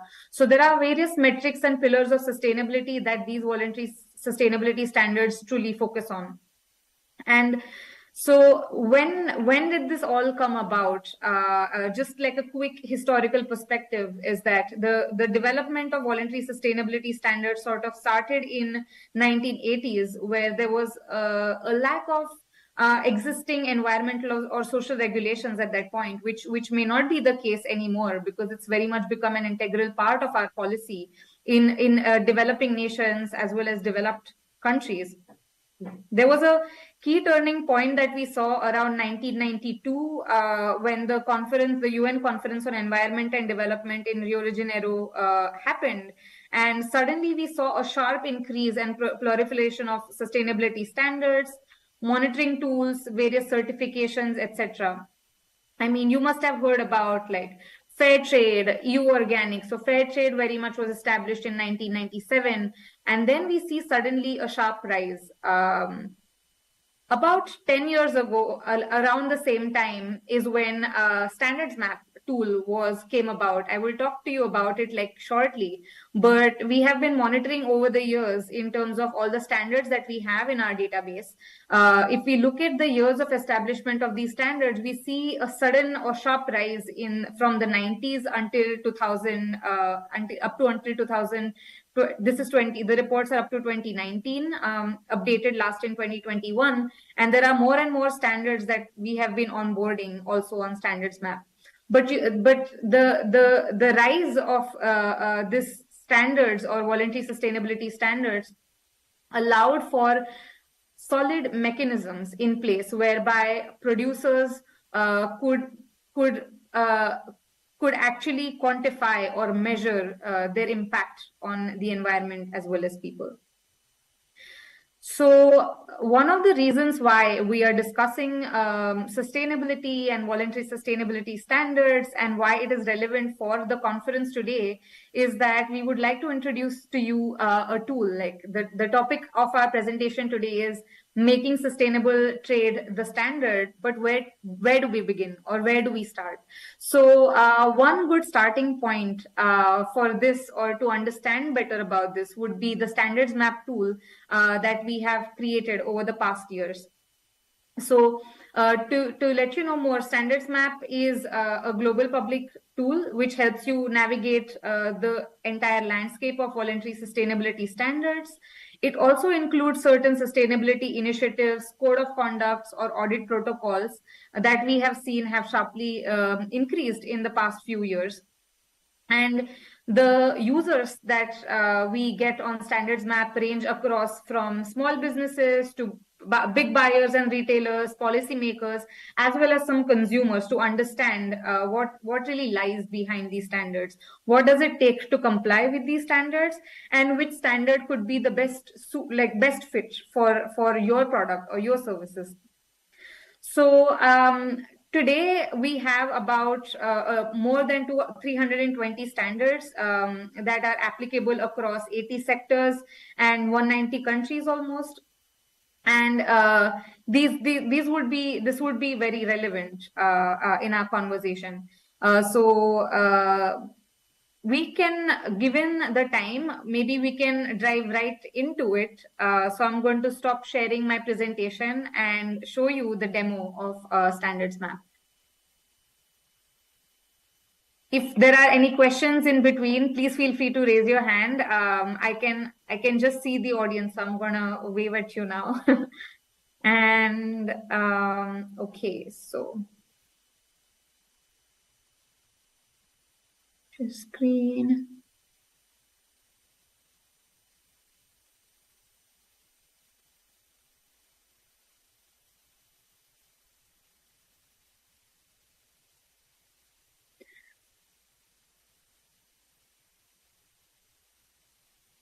Excellent.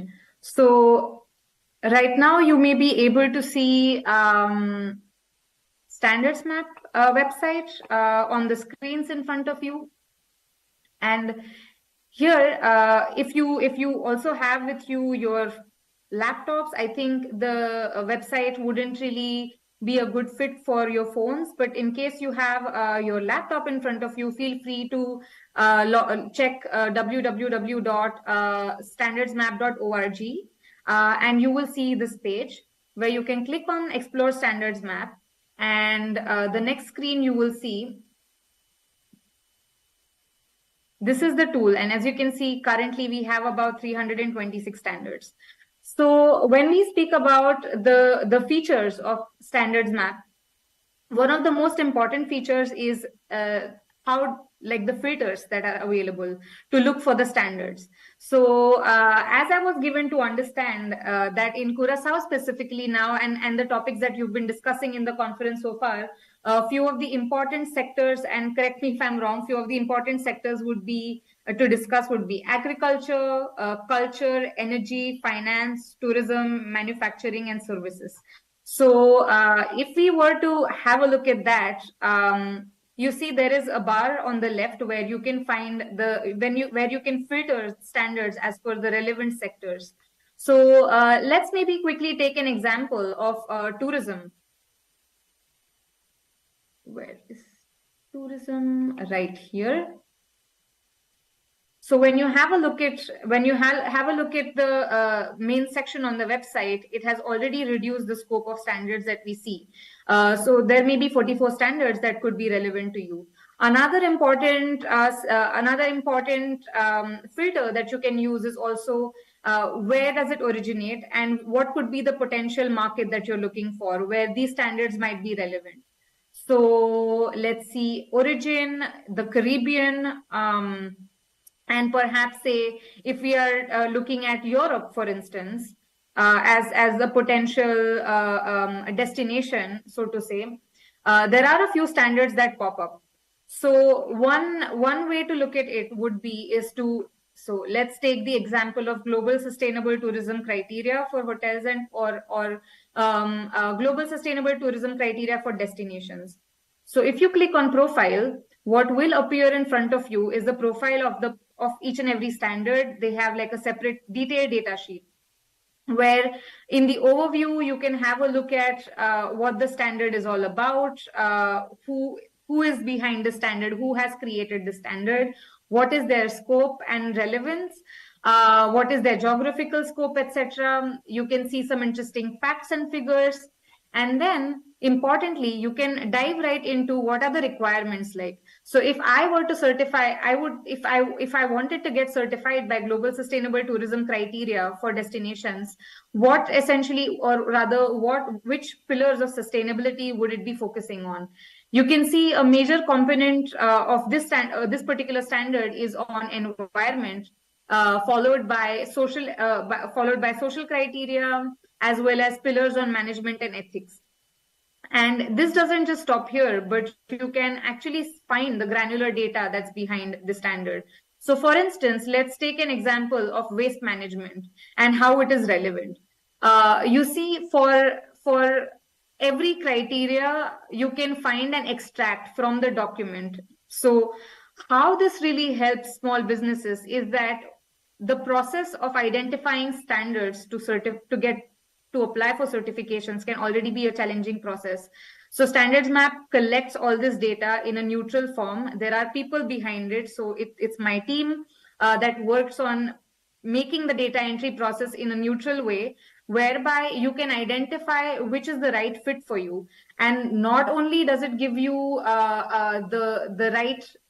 not does it give you the direction to point to the right standards, but also tell you what is behind the standards. So tomorrow, if I were to prepare and do a gap analysis in terms of my business model, or in terms of my processes, my internal processes as a business owner, I can find those gaps by identifying, or rather looking at all the criteria that are easily available on hand, in a very user-friendly format, rather than going through a host of hundreds and hundreds of 100 pages documents sometimes when it comes to complying with these standards, or even to take the leap to apply for these certifications.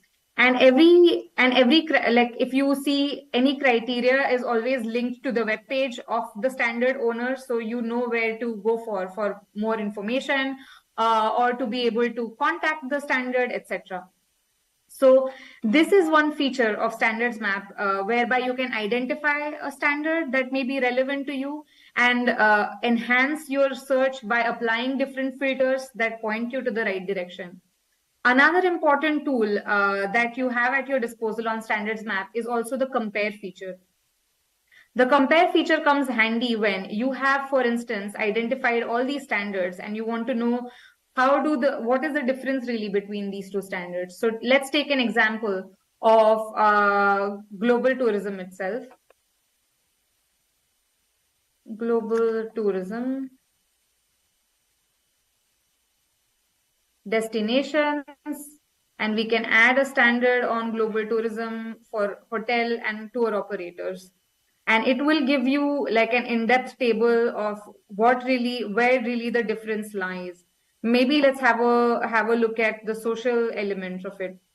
In human rights, for example, you see there are no criteria available in global sustainability tourism for destinations under labor rights, but you can see more detailed information in hotel and tour operators, etc. When we say not covered, it doesn't necessarily mean that a standard is good or bad, or we don't rank the standards, but of course there are different scopes for various standards that are available.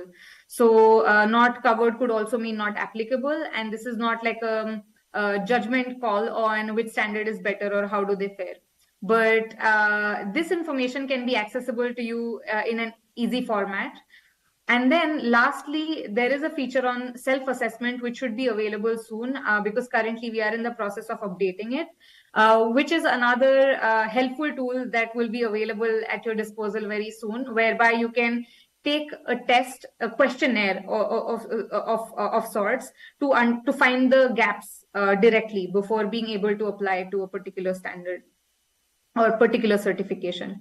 So this is the core of the work that we do on Standards Map. And I highly encourage you to maybe check this out and also try different combinations and see if it is relevant to you. And I know the time is very short today, but if in the process you have more questions, please feel free to reach out to us. I can share in chat also my email ID. So if you have any specific questions, please feel free to contact me directly. I will stop here and maybe save last 2 minutes in case you have any questions. Thank you. Thank you, Ms. Akshata. What a wonderful presentation. Very, very useful tips. Are there any questions in the room, or maybe from people following from home or from their offices? No? Online? Apparently it was very, very understandable.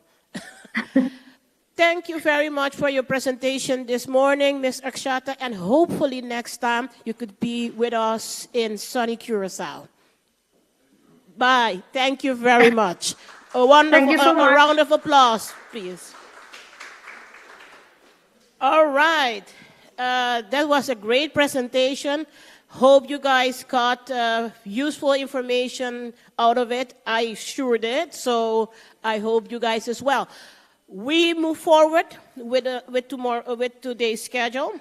And we have the following presentation, which is titled, The Role of Technology in Internationalization and Exporting in Priority Services Sectors.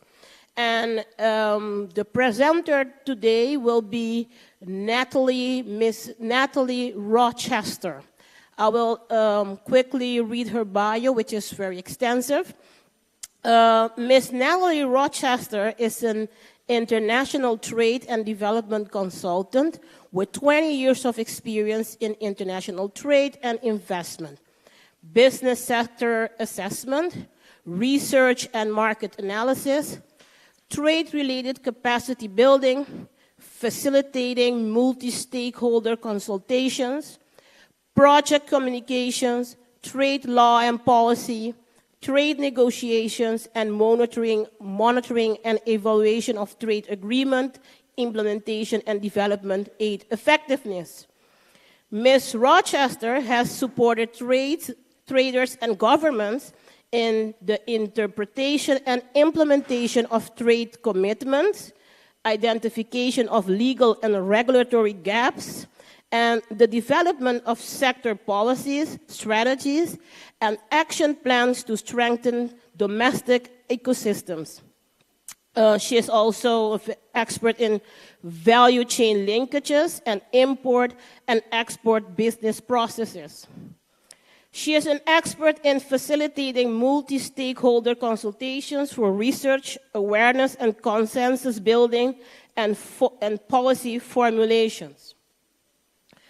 Ms. Rochester has carried out extensive quantitative and qualitative research and analysis and training experience in a range of trade disciplines and sectors, including government procurement, trade in services, investment, creative industries, e-commerce and digital readiness. Ms. Rochester has deep knowledge of the Caribbean participation in international trading arrangements, including the WTO and the EPA, with the European Union and the United Kingdom, respectively. Ms. Rochester holds a Master's of Arts in International Commerce and Policy from George Mason University and from Barry University, a Bachelor's of Arts in International Studies, and a Bachelor of Science in International Business. An extensive bio. Hi, Ms. Rochester. I see you have already joined us. I can only see the half of your face, which is okay, wonderful, welcome. The floor is yours if you're ready. Thank you, and good morning, everyone. I promise that the next time I speak to you, I'm going to send a shorter version of my bio. I thought that, a little trimming would go on there. So congratulations on the hosting of Curaçao Export Week. It's my distinct pleasure to be able to join you and to make a contribution to the conversation. I think I just go straight into it, right? Into the presentation.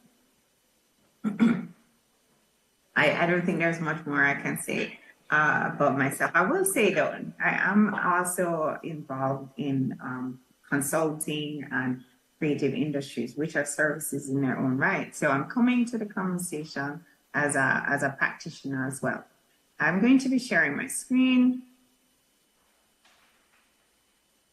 And let me see if I can get this to a slideshow.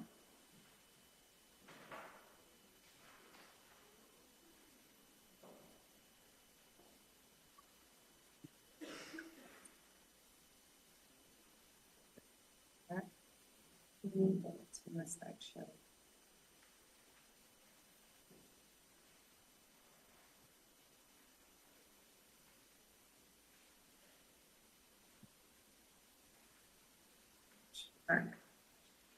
All right, so as we go along, I'd like to get a sense of who is in the room. We are going to have an interactive session. I'm not sure exactly how that's going to be facilitated, if there's someone taking some questions over Zoom and live in the audience.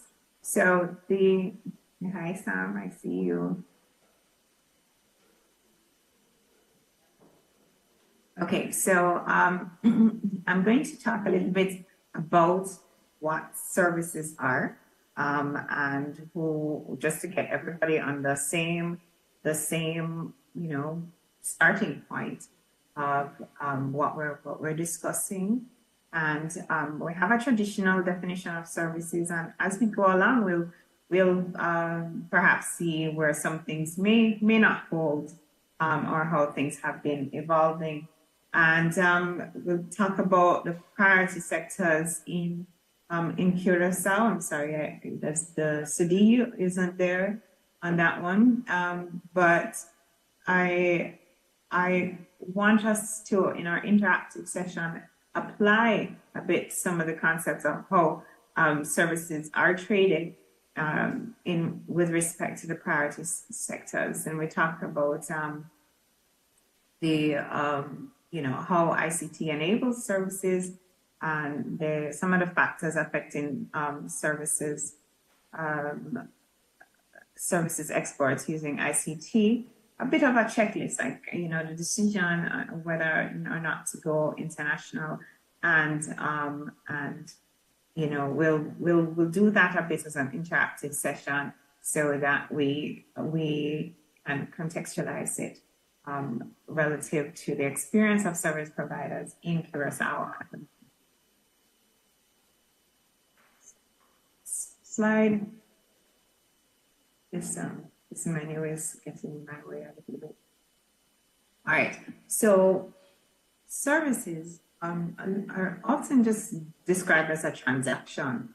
Some people would say it's a product in its own right, but we're talking about intangibles. We're talking about invisible economic activity, or maybe visible embodied in a book or in a strategy paper, policy, something like that. But it's usually not, not in a box, if we could say that. Not as easy to count as units, not crossing the border in a ship in the same way. But these lines have really become very blurred based on technology, and the divide between what is a service and what is a good is increasingly blurred as physical products can be replicated in an electronic form. But so we're having these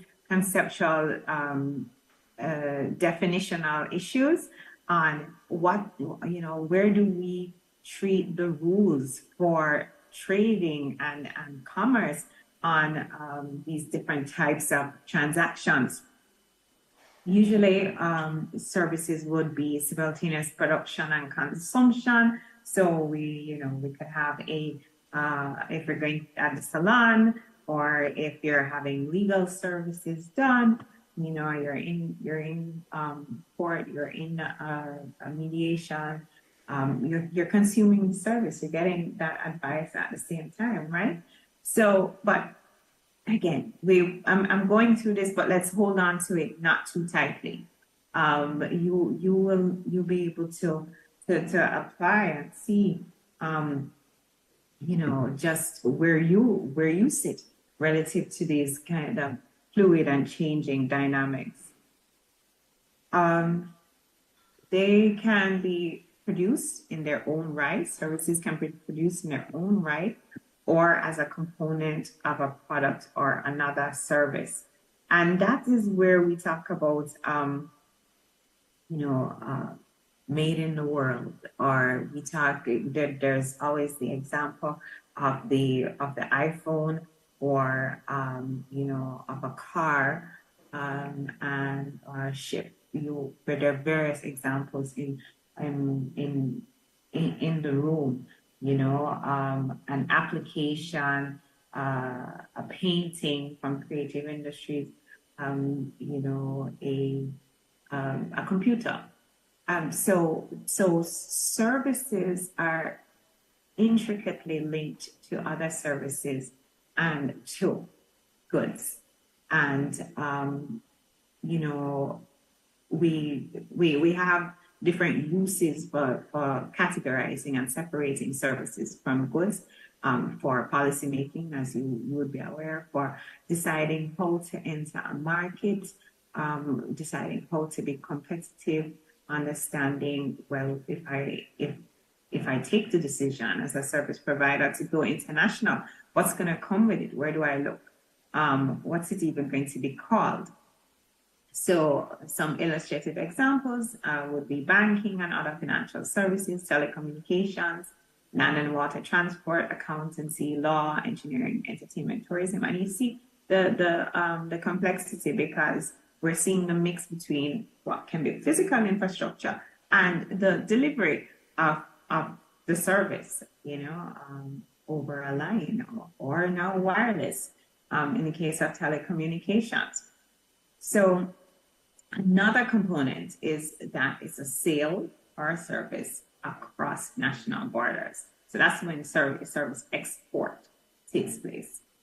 When we say national borders, but we will see that it is not just crossing from one physical territory into the territory of another country or state. It's actually a lot about who is trading and how they're trading and their nationality. And that's what we start to call the modes of supply. And that's just, mode is just the manner or the means or the technique or approach. But when we speak about services, we speak not only about what it is, which we try to capture with classification systems. We talk about who is the buyer, who is the vendor, or service provider or service supplier, and we talk about where they are at the time and how they're doing that. So for your information, some classification systems are the Central Product Classification (CPC) and the ISIC, the International Standard Industrial Classification, and the CPV, which you may be familiar with because it's also used in procurement systems. And that's a European classification. Another dimension of a service is that it may be highly specific and intellectually, proprietary. And so that's something we want to keep an eye on in terms of when we're going international, how would we treat that? So who's a service exporter? That's probably you in multiple sectors. If you're there in Curaçao and you are providing services to someone from another country, you could very well fall into this category of service exporter.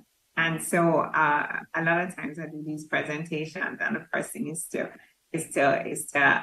have the audience really own the role that they're already international, and I'm not telling them too much that's new. I'm just reframing it a little bit with the experience that you already have. A service exporter is a provider that internationalizes operations and provides services to a non-resident customer.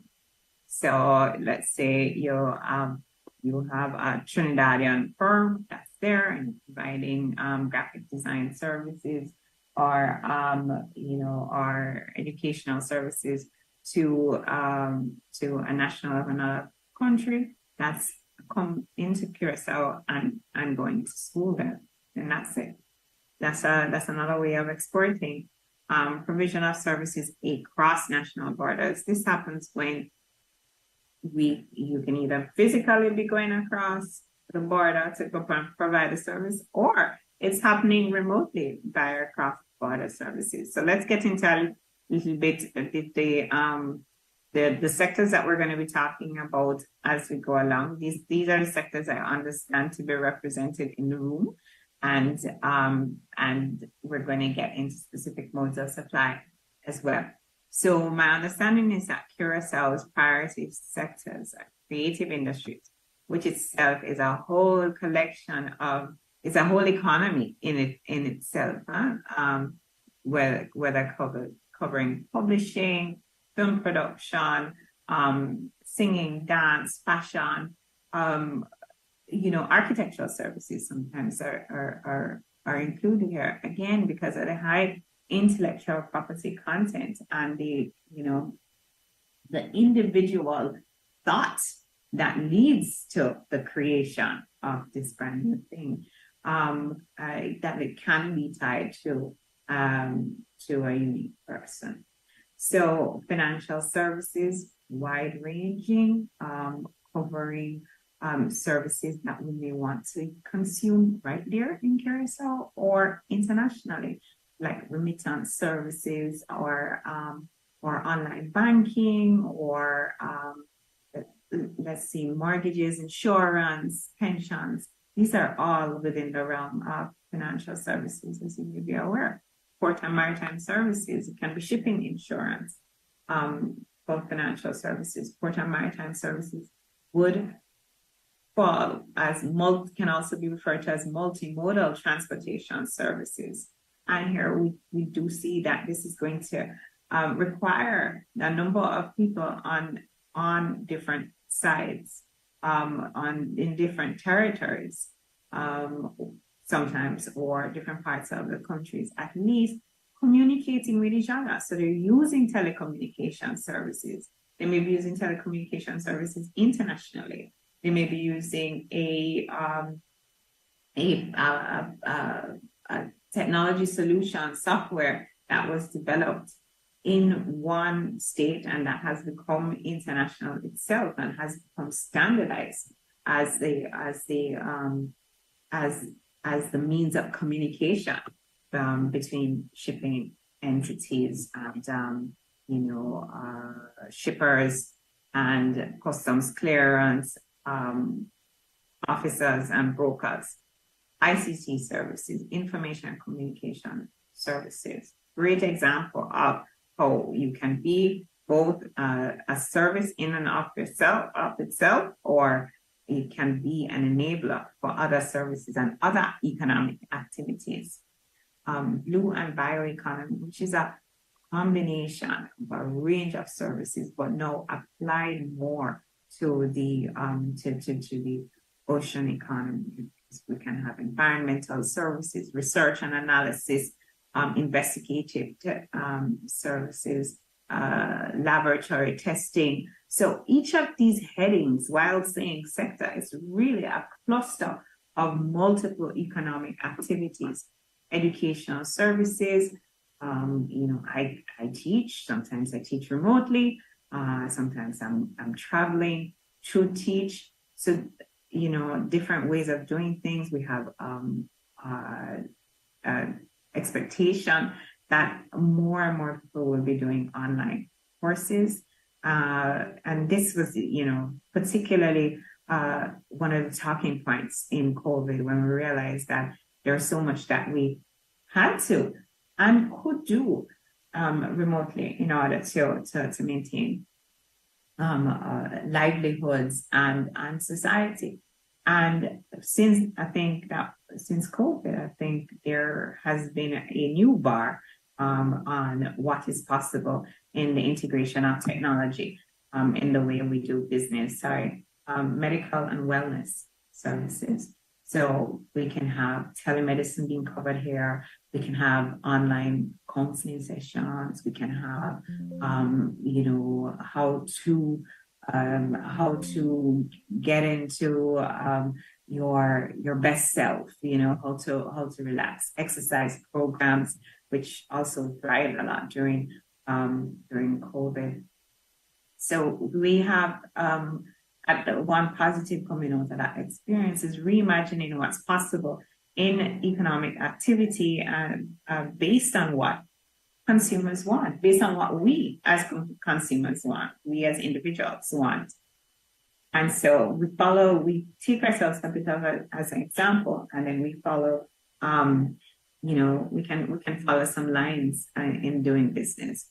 So I'm going to just take you through the ways of exporting services as we've conventionally considered them. And I say exporting services, the modes, who and where, right? Because like I said, it's a lot about who is a service provider and where the other person is, and who is the other person and where the other person is. When we distill this, we get to, really assessing your market and how to enter it. For Mode 1 cross-border services are delivered by the producer in the country of origin to a consumer in another country. And this is facilitated by ICT. I have some examples here spanning some of the priority sectors: music downloads, distance education, and consultancy. Now, in terms of regulation, we have a lot can be done without having to check in with a regulator, a government office, an official, getting a permit or anything like that. Online, No, because it can be done doesn't mean it doesn't fall under a regulation. Sometimes the technology is running ahead of the regulation, or sometimes it's difficult to enforce the regulation. So we see things be out of step, but there are implications. Let's say we're using an online remittance service. Usually that would be considered a financial service, and that's coming under, in many cases, regulators want financial service providers to have a commercial presence in the market in which they're operating, right? They want to know that there is a bank or a shop that they can actually go to if something goes wrong, for the interest of protecting the consumer. And there may be residency and citizenship requirements and licensing requirements involved in something like that.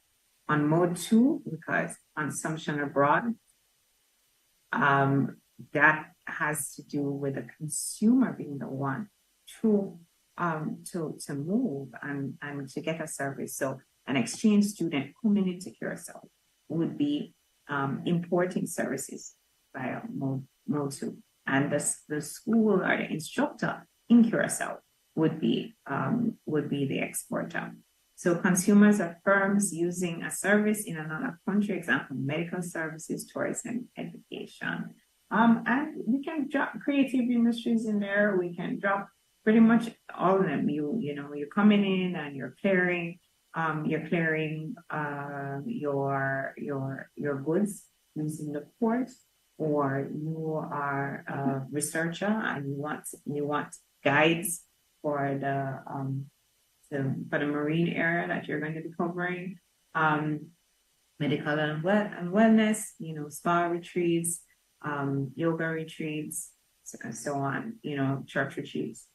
So these are all just ways in which we can export.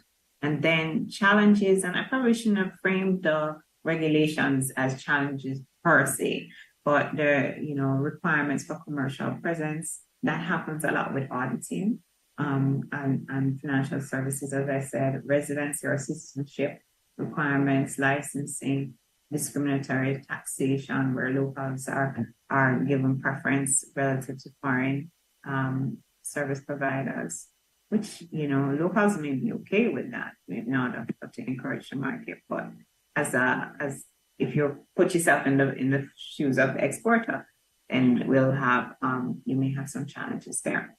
Commercial presence, a foreign company setting up subsidiaries or branches to provide services in another country, establishment, so a recording studio, a university, a bank. And then some of the restrictions you may face will be restrictions on the type of legal entity. You need to have your headquarters there. You need to, have a fully set up shop with local employees, falling under some other regulation because of their role in the company. They have to be nationals or they have to be on board. Participation of foreign capital. So certain sectors may be reserved for nationals, and you may not be able to have majority foreign investment in that company, in that sector. Capital transfers, currency conversion. This is, relates to how you're going to move the money. And payment is something that we have to think about a lot in international services transactions. Payment and getting your money where you want it. Discriminatory taxation. We touched on that in another example. Temporary movement of natural persons. Individuals traveling from their country to supply services in another country. Example, consultants, professionals, musicians, actors traveling overseas for performances, or if I joined you live there, that would be me moving temporarily to provide the service of this presentation. And once we have people moving, we start to get into a whole realm of another regulatory regime. Visas or work permits, other entry requirements, and we need to prove that I am positioned or qualified to give this presentation. There might be an economics needs or labor market test. We say, well, couldn't somebody from Curaçao be hired to do this? Quotas, residency and national requirements, and accreditation. That has to do with qualification. So ICT, we're looking at it now. How does it affect our business? It means that we can automate, we can have processes in the way we do business that are that become not manual, step-by-step processes that have to be done each time. This could include, backing up financial transaction data. It can be, working with other teams and information automatically gets sent there. It can be taking our designs and printing them, or fabricating fabrics for fashion, or sending designs somewhere for 3D printing. Digitization, probably, it depends on what you're dealing with here. But digitization can be processes taking us off paper. And then once you take processes off paper, let's say registrations, let's say moving away from print text to e-text, which are interactive, then, we potentially can reach more clients, and we potentially can have different types of collaboration, different types of user engagement. And it's going to vary a lot based on who is your customer, how you like to work, and what the service is. Interoperability. Let's say we use let's say a financial services app. Let's say we use a financial services app, and we can when we're traveling, be able to have some kind of currency conversion and ensure that you can pay, or you have e-money or something. Can that work with other networks? Can it work with different types of phones? Those are some of the services. If we make an ebook, can it work on a different type of player, or do we have to use different formats? Security systems. Security system, taking things digital, create a lot of gateway and access points that can be useful, particularly in sensitive scenarios like the port and maritime services, where we may want to have different user levels, and we may want to guarantee a trader that they can be in a secure portal and have their documents submitted and verified, and know that there may be service standards on the clearance, and if there's a glitch, then we can go back and figure it out. But security can also refer to security of data, integrity, customer information, and so on. Audit, trail, and traceability, I touched on in that example on the port. Outsourcing. Now, when we talk about our labor needs, being able to get talent from outside of your country, and being able to get talent that may not even reside in Curaçao. These are opportunities of multi-country teams, collaboration, production fragmentation. I mentioned the fabric, or it could be printing. You having the design and then printing T-shirts elsewhere, or printing your artwork on canvas elsewhere, getting it up on an online store and enabling the purchase online. Data collection, built into a lot of technology, is the ability to capture data which we can then use for market intelligence back in our own business. And then e-commerce, the sales, whether it's a book, whether it's a financial product, whether it's financial advice, whether it's, spa products, help link to your medical and wellness business, a class, body lotion, scented candles, all of these things. So ICT actually helps to bridge services and to the consumers in a real way. Content creation, looking at creative industries now, collaborating with foreign players to whether do the book design or do the printing in music, sending the files off to get them mastered somewhere else. Buying beats, all of these things, recording online. More than ever, access to recording equipment is high and of high quality. Printing, publishing, and content sharing, whether this is on platforms, whether this is with particular clients or collaborators.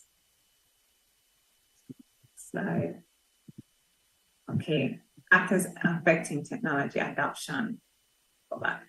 So, how do you know if you can do this and do it well? You want to make sure you have a consumer person, so you're understanding your own product and what you might bring to the market is important. And the market, when we talk about the market, we're talking about the people, but not just the people in terms of people who may be potentially interested in having an accounting software solution as ICT, but can they use it?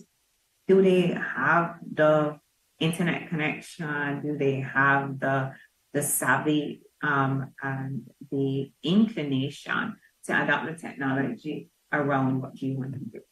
Now, I've been basically forced into banking apps. And, I'm coming around and finding it easier sometimes when I'm on the road, but I like doing it on my desktop when I am at home.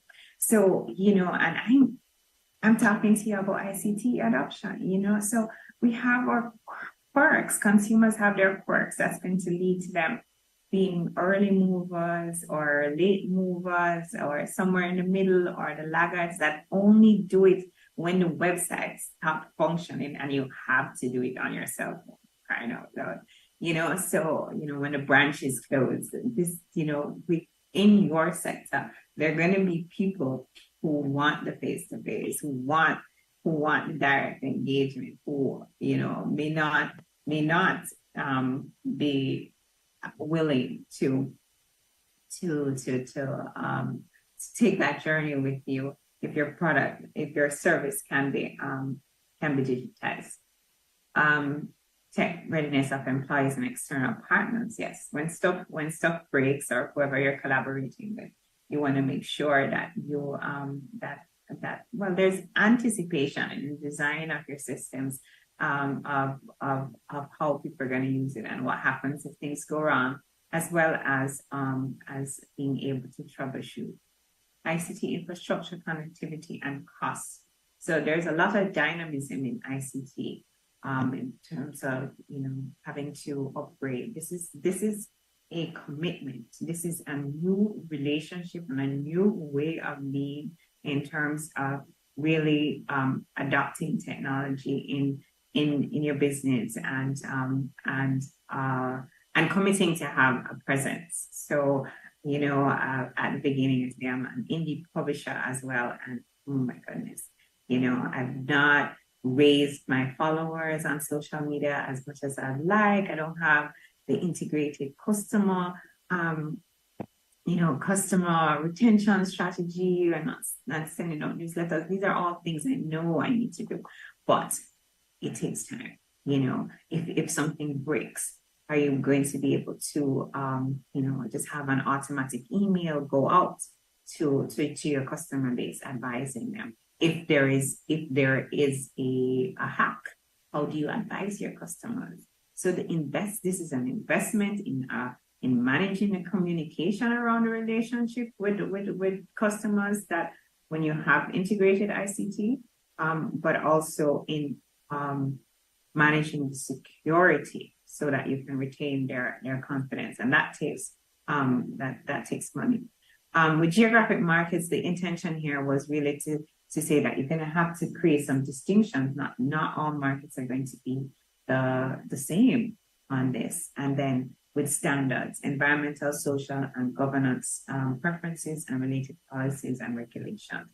What this is why it can be how you deal with e-waste. It can be how you engage customers, how you treat customer information, how you manage internally the customer relations, and how you comply or show that you comply with international norms.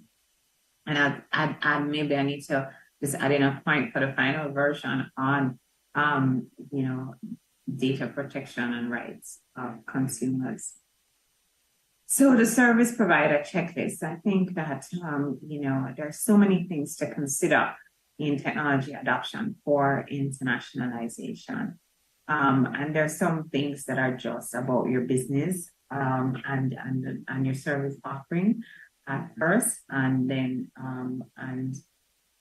matching it to internationalization. So market intelligence. Do you know who you'll be targeting? How do you find that out? Because yes. We have about 5 minutes, a little bit more, but to present before the exchange. Yes, before your part of the program ends. Oh my gosh! You mean I don't have time for the interaction? No. Okay, well, let me cut it here. Let me just wrap up here and say, so there are a lot of considerations that have to do with the business model as well as the regulatory framework in different markets. And just going quickly, I came up with a little step. This was supposed to be interactive in terms of what is your service, who are you trying to reach? Because in the digital market, the competition for attention is just more.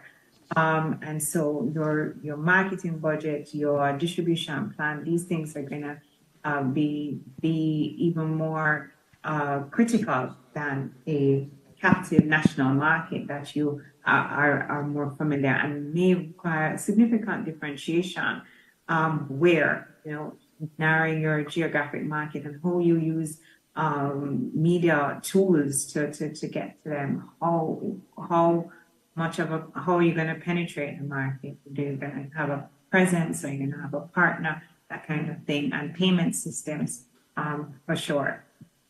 And then I wanted us to go. I was really, really, really, really ambitious here. I wanted us to look at some of the pros and cons of keeping it, within national versus international market and other considerations. But in your own time, that's something you can do. You'll have the presentation and then tailor it to your own experience by sector. Off the cuff, I'd say that there are some, the pros would be the market, the larger market, the access to persons who you can collaborate with. So maybe.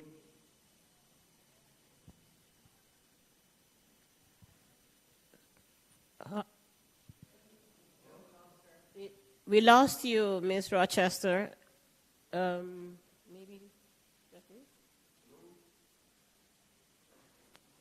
Hello, are you hearing me now? Yes, you're back.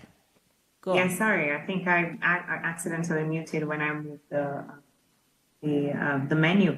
So in terms of the pros and the cons and other considerations, I just suggest that you come back to this slide and reflect on, the access to labor, the access to to more efficient processes, access to security systems for data, and getting into markets that may have different or higher standards on the treatment of your service and the technology around it, and then the considerations would be the cost over time of the technology adoption and of the regulatory compliance. Thank you very much. And sorry, I haven't facilitated more of a conversation, but we'll see if Sam will indulge me a little bit. Thank you very much, Ms. Rochester. A round of applause. Thank you. Thank you for a very informative presentation. I would like to ask the room if there are any questions for Ms. Rochester. Maybe someone that's following us online, because I do remind you it's a hybrid event.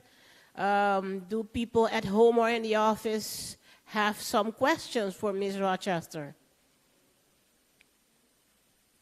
No? I see, no? Huh? Yes, the gentleman in the back, do you have a question? Oh, I thought, okay, I'm sorry. Ms. Rochester, I think everything was very, very clear. Thank you very much for your presentation, and hopefully next time you could join us in Curaçao. Thank you very much for the invitation. I've had the pleasure of coming to Curaçao. It's been at least a decade, and I'll be happy to come back. Thank you very much for your courtesy and for having me. All right, wonderful. Yes, please. Okay, we have another wonderful presentation for you this morning, which is titled Shifting the Payment Landscape. Local online payments in the Dutch Caribbean and beyond. The presenter this morning will be Mr. Vincent van Rutten. He is Managing Director of Cento. Let me go through his bio. He is passionate about revolutionizing the online payment market in the Caribbean. His career as a financial expert in the region provided him with valuable insights into the common frustrations expressed by clients regarding the lack of automation in payment processing and the high costs associated with available online payment methods.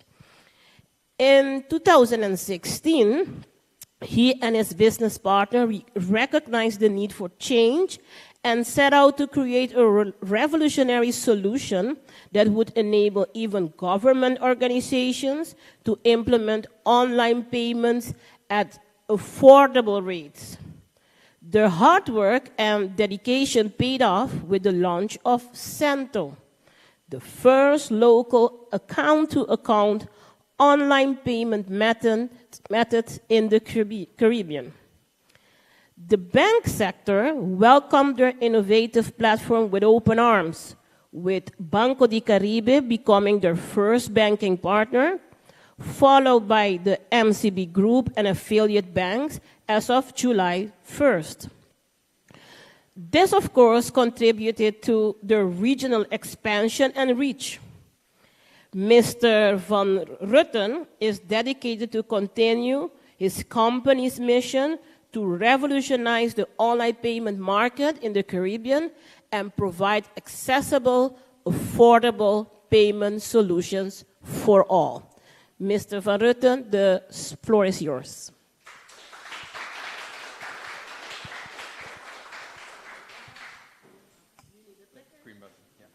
Okay, so thank you very much for that beautiful introduction. I thought it was just for on the website, so... yeah, so thank you very much for the Ministry of Economic Development and CNEX for inviting me to speak about Cento, but also talk about the payment options available and the vision that we share at Cento of changing online payments. So a real quick introduction about myself. I was born and raised in Curaçao. Then, as a lot of people do, when you finish your high school, you go to Holland to study. there the whole world opens up. Because here in Curaçao we're quite sheltered, which has a lot of pros and a lot of cons.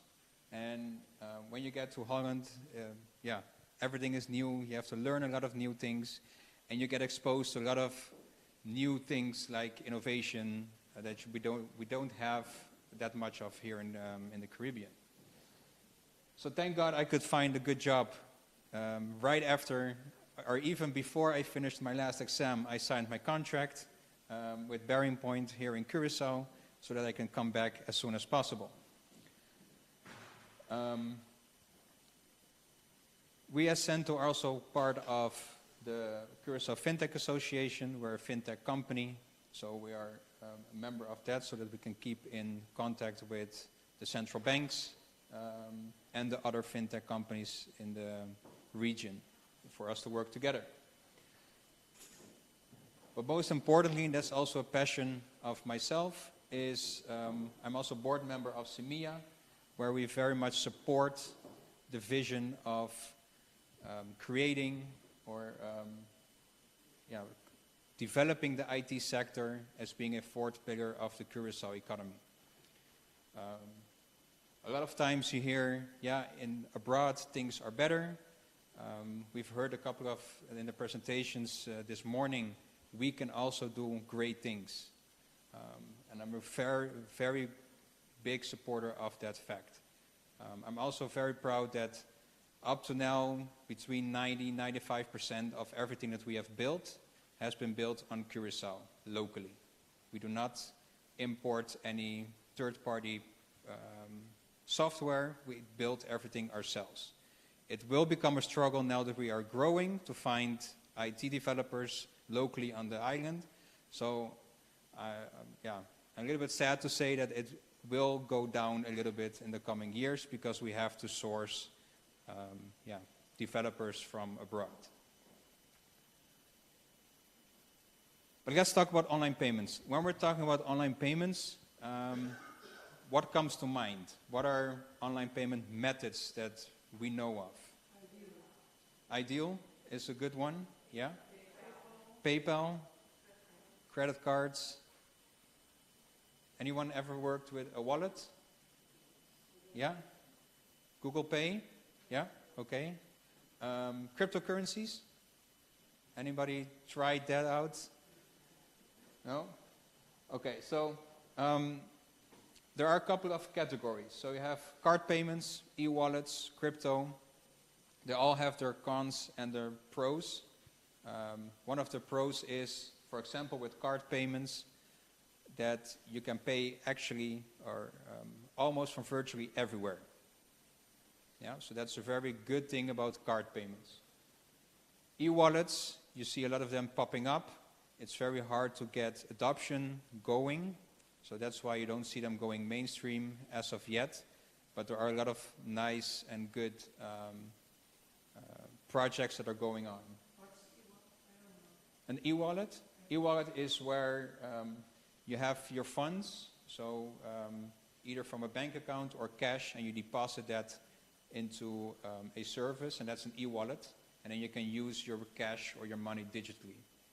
It's kind of like a prepaid card, and I'm sorry for everybody that does e-wallets better than me, that my explanation is not that broad, but it's kind of like a prepaid way that you can facilitate digital payments.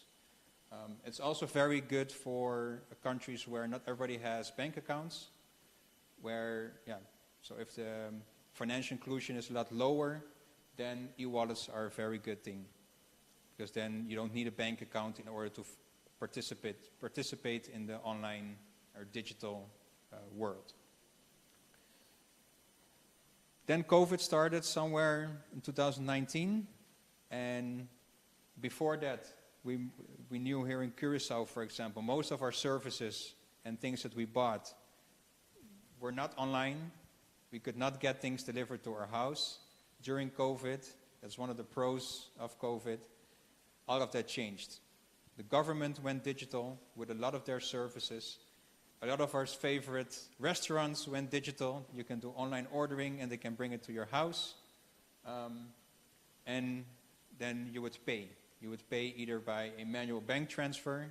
Who here has done a screenshot and send it to an email, through email to an organization? Yeah? Or swipe on delivery, where when something is delivered, you swipe it on a POS terminal.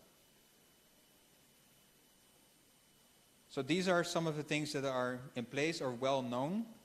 And as this lady here said earlier, Ideal is one of the new and upcoming payment methods. In Holland and in Europe, it's now really big, especially now with Ideal being acquired by the European payment system, where they want to make it use the Ideal system for the whole of Europe for online payments. And that is also an international trend. So you see SoFort, Spay, new payment platform, GiroPay. These are, so for example, Spay is in Mexico, the new payment platform is Australia, and GiroPay is SoFort, are Belgium and Germany. These are payment platforms where a transaction goes from a bank account directly into another bank account without the use of any other tools. So no other payment instruments are needed. It goes directly from bank account to bank account. The biggest now and the most successful is Ideal. And if you look at 2022, the numbers were just in, they held an e-commerce market share of 70% in the Netherlands. That is for domestic payments. A very big percentage of that, I think it is about 30%, is people that have Dutch bank accounts living abroad, paying with Ideal. Yeah, so that is also a big, that's the part of the internationalization of this. Now, they've been so successful that they've been acquired, and now they're going to be expanding across the whole of Europe. So what are account-to-account payments? I gave a small introduction already, and I have a small video that gives a little bit more of an explanation. Meet Brian. Like many people nowadays, Brian makes most of his purchases online. Unfortunately, he doesn't have a credit card, making it difficult to pay for local goods and services. Luckily, Brian learned about Send-To, allowing him to make easy payments online. Paying via Send-To means a direct payment from your local bank account to the merchant's bank account. No registration is required. The bank sets up the payment on your online banking with all the required information. You don't have to do anything. Sounds easy, right? Here's how it works. Select Send to Payment during checkout at one of our connected merchants. Select your trusted bank for the payment. Log in at your online banking and authorize the payment. The payment is completed, and your money instantly goes to the merchant's bank account. Paying with Send-To is fast, easy, and secure. Visit our website and learn more about our connected merchants and partner banks. Okay, I have a question. So, my first question was about online payment methods. We all knew a lot of them. Why aren't we using a lot of those here in Curaçao or in the Caribbean? The banks are not associated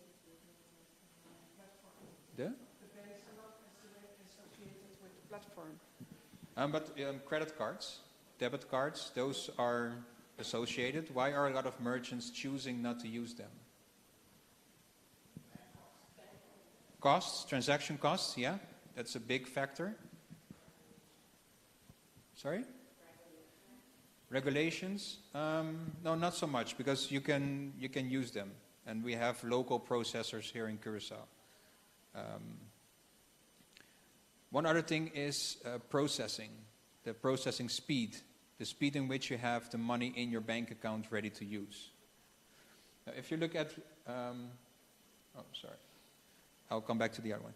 So if you look at some of the benefits of Send-To or account-to-account payments, is you do payments in local currency. You have strong customer authentication. We use the bank's authentication of the persons instead of a number on a card or other ways that are being used right now. That gives you a big reduction in fraud and a big reduction in chargeback losses.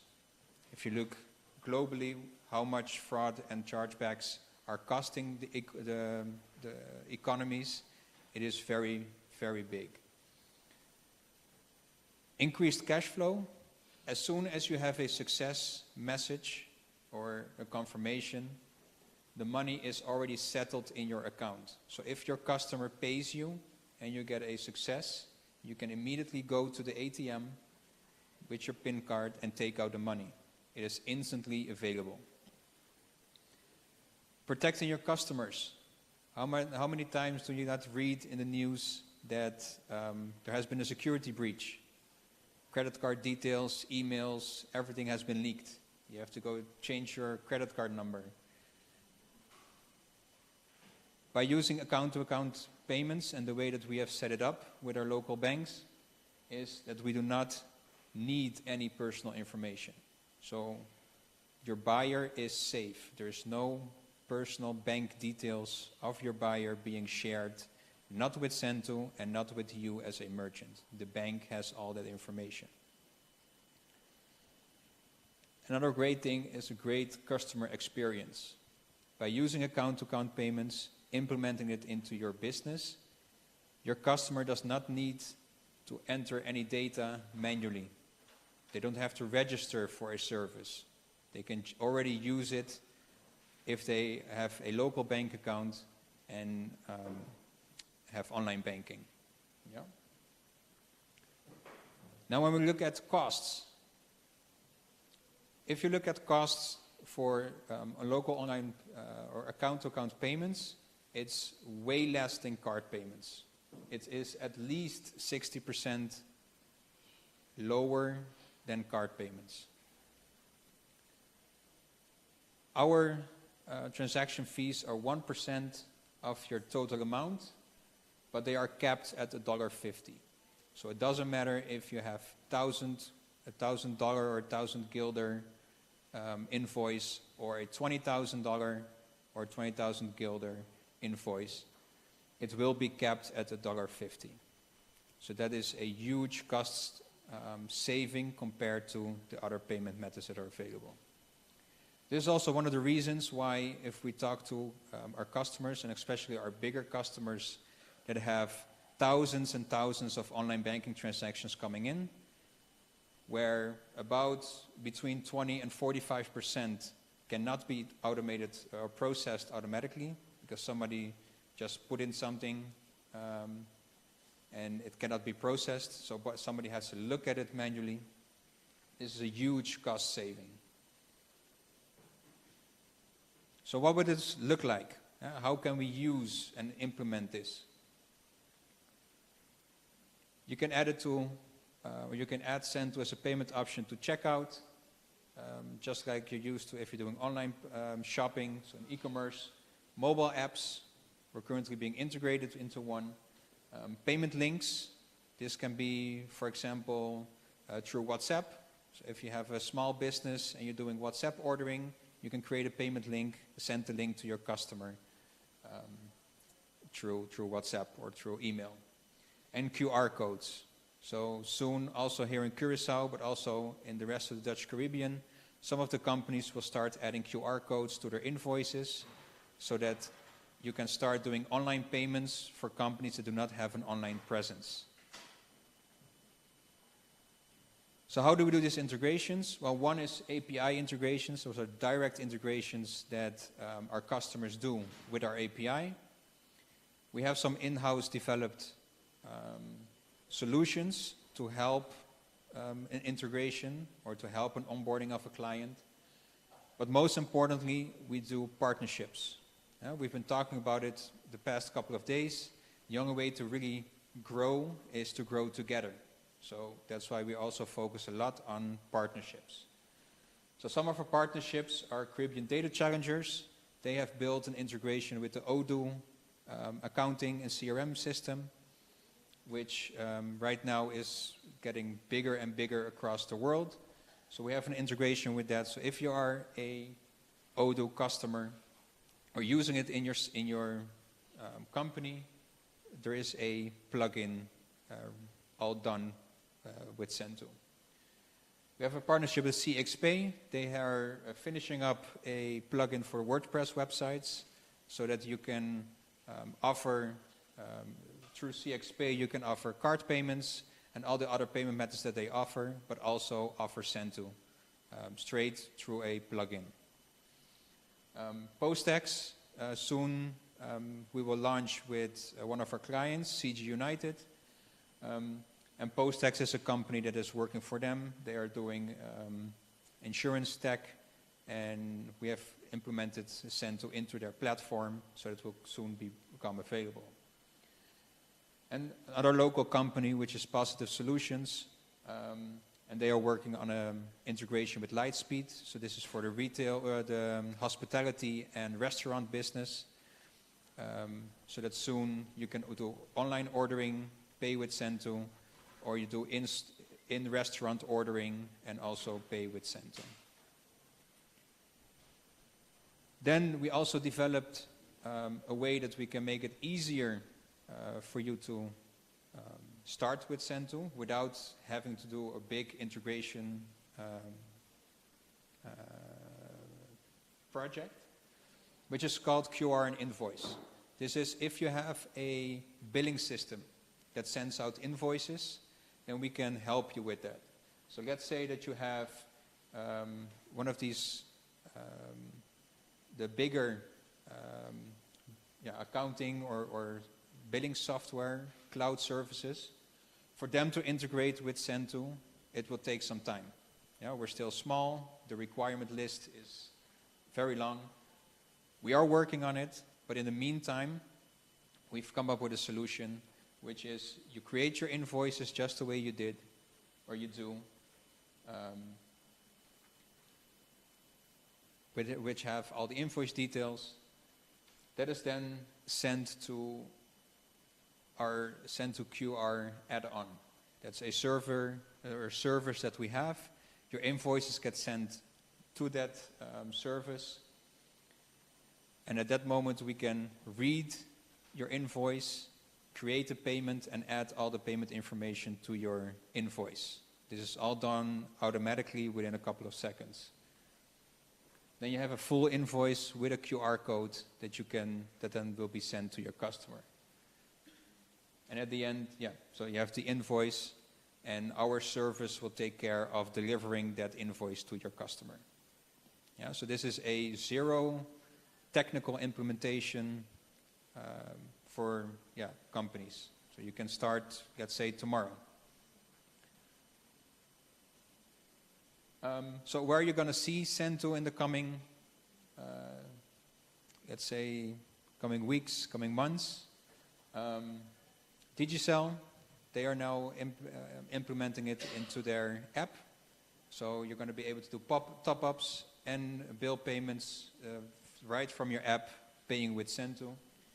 Guardian Group and Enya are already online. They are also online on all the 6 islands. The same will count for Digicel. We'll also go online on all the 6 islands. Guardian Group and Enya are selling travel insurance at the moment. And we're working on also the normal insurance products. Our first government is also online, which is Openbaar Lichaam Bonaire, where they are digitalizing our krantje here in Curaçao. So if you need a new passport, you need a business license or anything, you can do all of that online through their e-forms. And now Cento is being added, and I think it's the end of the month. I'm looking to my colleague. Soft launch will be end of this month, where it is possible to do your request and immediately pay for that service, all online. Yes? I will... no, it's a very good question, because I think I went over that slide. Right now we are live with Banco de Caribe, and the MCB will go live on the 1st of July of this year. Orco is in the pipeline, so we are working with all of our banks. It does take some time, Curor also is already live. in Curaçao. They will go live in Bonaire also soon, where you can buy your gas online. So if at night you run out of gas, you can buy it, and the next morning it is delivered. Yeah, you do not have to do, everything is now automated. And I think a real great shout out to Jan van der Hout from Macro Store. He's one of our first customers. He's actually doing the manual payment links. So each month when he's doing the invoicing for his customers, he creates the payments in our dashboard, copy and pastes the QR codes manually on his invoices, and sends them out to his customers. For the next month billing, he will start using QR as a service. So the new service that we've come out with. So that part is also automated. Michael, a stupid question. What is the difference between CXPay and Sendo? Good question. So CXPay is a company or an online payment facilitator. They integrate payment methods. Sendo is its own payment method. So we do not use any third-party software, whereas you have CXPay, PagaDirect, you have Aegean, Molly, Stripe, the bigger payment gateways and payment service providers. They integrate payment methods such as Sendo into their gateways. Yeah. So it's cheaper because they integrate payment methods. So you have to pay more to use their services than if you use Sendo? If you have a direct connection with Sendo, then it is you pay the 1%. If it goes through a gateway, you also will have gateway fees. But the benefit of a company as CXPay is that they have more of a one-stop shop. So, because we only do domestic payments. And of course, our customers are in all the islands, but they have local bank accounts, so that we can keep the cost of their transactions as low as possible.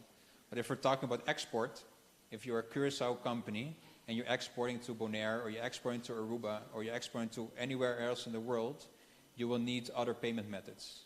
And then card payments come into mind. Okay, so that's a good information. That's domestic payments, not international. Yeah, so we do account-to-account payments are domestic payments. So our customers, yes, are international, but most of their transactions are local transactions, domestic transactions. So what does it look like? So let's say that we're at a checkout, and I have multiple payment options, and I also have Sendo as one of the payment options. You choose Sendo, you come to our page. This is where you will see the information, who you are paying, what you are paying, and the description. Then you can choose your bank, now in this case Banco de Caribe, and we send you to the Banco de Caribe online environment. That's where you log in, just the way that you normally do. And as soon as you log in, you are presented with the payment. All the information is pre-filled. You cannot change any of this information. You can only change if you have to choose from which bank account you want to pay. When you submit it, you do your two-factor authentication, and then you get a transaction success. And that means that your transaction, your payment has been done successfully, and Heidi Klum is happy with that. Yeah. So that is how easy it becomes to do a payment, or how easy it is now. Now the next version is the mobile bank integration, to make it a step easier to do a payment. And I'm going to try and talk as fast as possible to keep up. So when I was talking about QR codes on invoices, it would look like something like this.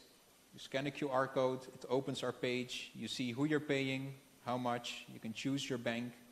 As soon as you choose your bank, it opens directly in your mobile banking app. You can log in with biometrics. The payment is pre-filled, pre-populated. The only thing you have to do is approve your payment, and you are done. So this is the next step of Send-to payments. All of this is now automated. So, for example, if you want to buy with Digicel, let's say you're buying a top-up, you get your credit immediately. As soon as you paid, immediately you have your credit available. You have a bill. As soon as you're paid, you get your confirmation. It is also processed automatically in the billing systems of the companies that you are paying to. Yeah, and I think then the last part of my presentation is later this year we're going to be launching Send2Me. This is a peer-to-peer payment app. Yeah, exactly. So this is a peer-to-peer payment app that we've developed so that people can, instead of just only companies receiving money through Send2, also persons can start doing that. And we will be launching that later this year. So I want to wish you all an awesome day. If you have any questions, just scan the QR code. You can schedule a 15-minute call, and we can have a better conversation. I don't know how much time I have left. Wait 1 minute. If there are any questions, if there are any other questions.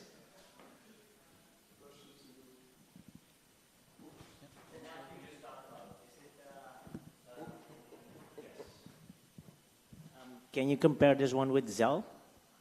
No. Zelle is a push. So with Zelle you say me, so let's say Vincent. I go and I say I'm going to send 50 guilders to you. Then you receive an email and you have to register and then it will get sent to your bank account. With this is a pool. So this is, I make a transaction for 50 guilders and I send you the link. And then as soon as you pay, I receive that money into my bank account without any registrations or nothing. So instead of a push, it's more like a pull. I request a payment. Yeah, so that's the difference. Okay, thank you. Any other questions in the room? Or maybe someone online?